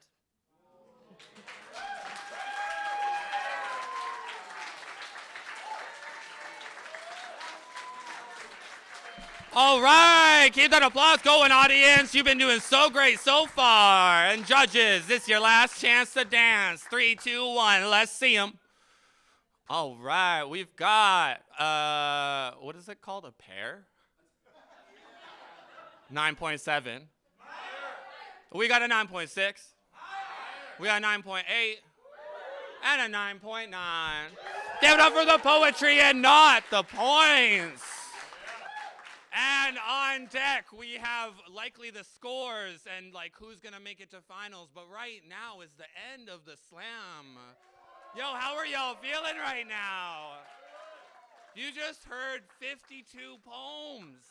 We just heard a collection of poetry on stage today, y'all. That's a body of work, just so you know. I have a few little things to plug. The first one's super self-serving. So I have a book that came out this month called, thank you. It's a poetry book called Stages of Tanning Words and Remembering Spells. It's a big, long indigenous title. You know how it is. But I'm doing a launch next Saturday on the 26th at Enabling Arts. It's a venue owned by my friend Franz. You should definitely check it out. I also have things that I'm paid to say also. I don't know. It's not like that. The Stage to Page workshop is happening tomorrow at 1 p.m. Here, I think. Yeah, right here. And we got the Poetry Jam tomorrow at 4 p.m. And that's just a buy donations open mic. Also right here. And then you have this cool thing called Mashed Poetics. If you don't know, some people already know. If you don't know, it's when we get a band on stage to play a whole album of some artist's song. At this time, the Tragically Hip is who it is this time. And that shit's almost sold out. So if you're curious about it, you better get on it now. It is sold out. We have 5 tickets left. You better get in there real quick. Just get all of them. And, like, don't even bring anyone. Anyway, I don't know why I suggested that. That's like such a... And then we have a master class with, and I hope I'm pronouncing this right, Bouts. Yeah, and that's at, is this a 3? 3 to 5 p.m. also here. Everything's here, which I love. You guys don't have to worry about going anywhere else except here. In fact, you're not even allowed to leave tonight. We're just hanging out here. One of us, one of us, one of us. Whoa, okay, do we have it yet? Keep going. We're on a comedy stage, y'all. We're on a comedy stage. I find the biggest joke, though, is that we have a poetry slam. Yo, I once told mentees of mine, and just like, please forgive me for this, and this isn't even really a joke, I'm just like oversharing with y'all, but I once told mentees of mine in a poetry, like, we don't need another slam poet. It just came out of my mouth. I was like, guys, we don't need another slam, and I was like, whoa, hold on. How did I start? I started as one of those cringe-ass slam poets. We actually need as many slam poets as we can fucking have, you know what I mean? So, give it up for yourselves. This is Versus Festival of Spoken fucking Word. Like, where do you ever hear about a spoken word festival? All the new friends I made in the last 6 months are like, what the fuck is that? And some of them are here, you know what I mean? You gotta bring them from the karaoke bar to the poetry, you know what I'm saying? I've been stalling. Tell me they've gotten it figured out by now. Yeah, super solid. Did you all enjoy the stalling? Yeah. Give it up for Tallahum. Give it up for Cobra Collins. Give it up for all 24 poets in the room right now. Okay, we had 24. Now we're going to 10. Saturday night, finals. We're going to find out a Canadian representative who will go internationally and represent us. I think I said that word too many times.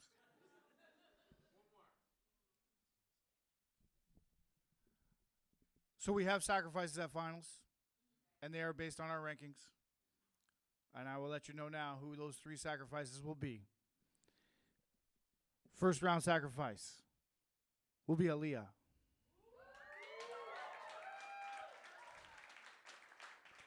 Second round sacrifice will be Right Word.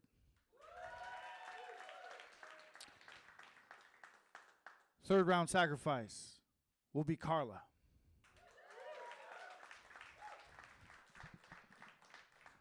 Which means, in no particular order, but I'm going to read it from the top to the bottom. 10 finalists going to finals on Saturday here will be Maya Spoken,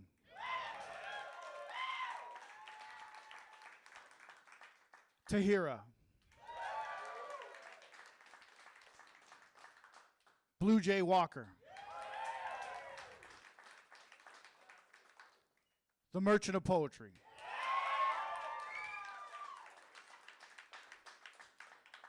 Chuki, Shammy,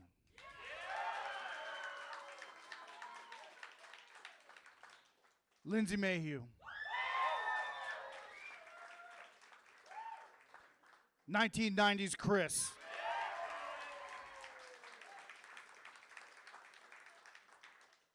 Jules,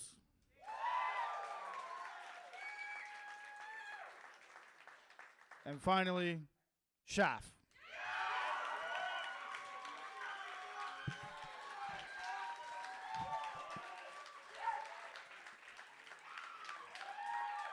Congratulations. We will see you at finals. Johnny Shren, anything to end the night from you? Why not?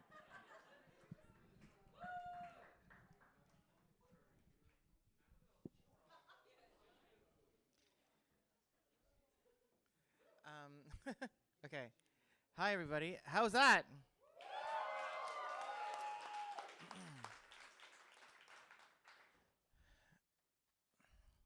So, I wanted to give big thanks to the team for being awesome. I really appreciate the host for announcing all the other programs coming up. I always pretty much finish anything when I'm on a microphone with this phrase about it takes a community to build an artist, whether we're born resistance or nurtured by it. And but this year, for some reason, the ongoing quote that I keep saying is "Don't be a dick." I know. It's very clear. It's succinct, and because in life, in competition, things get heavy. People get focused on this slam or whatever. So I just want to close with this thing in particular. Hands down, this is the best festival that we've had in years. Hands down. And yeah, and in particular, because I don't know when we'll see the full 24 and Tofini, wherever you may be watching from, you're included in this. I am absolutely so humbled and almost regret saying "don't be a dick" because I didn't need to say it.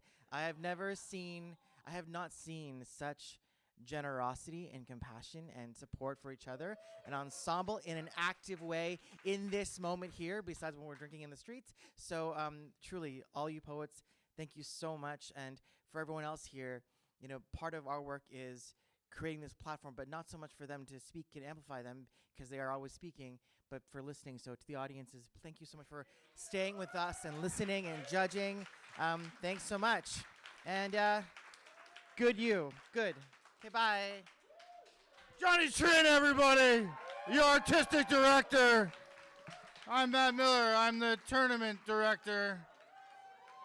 I like to keep score. Have a great night. We'll see you tomorrow at Mash Poetics. Page the stage. This is the place. This is where it's happening. All day, every day, until it's over.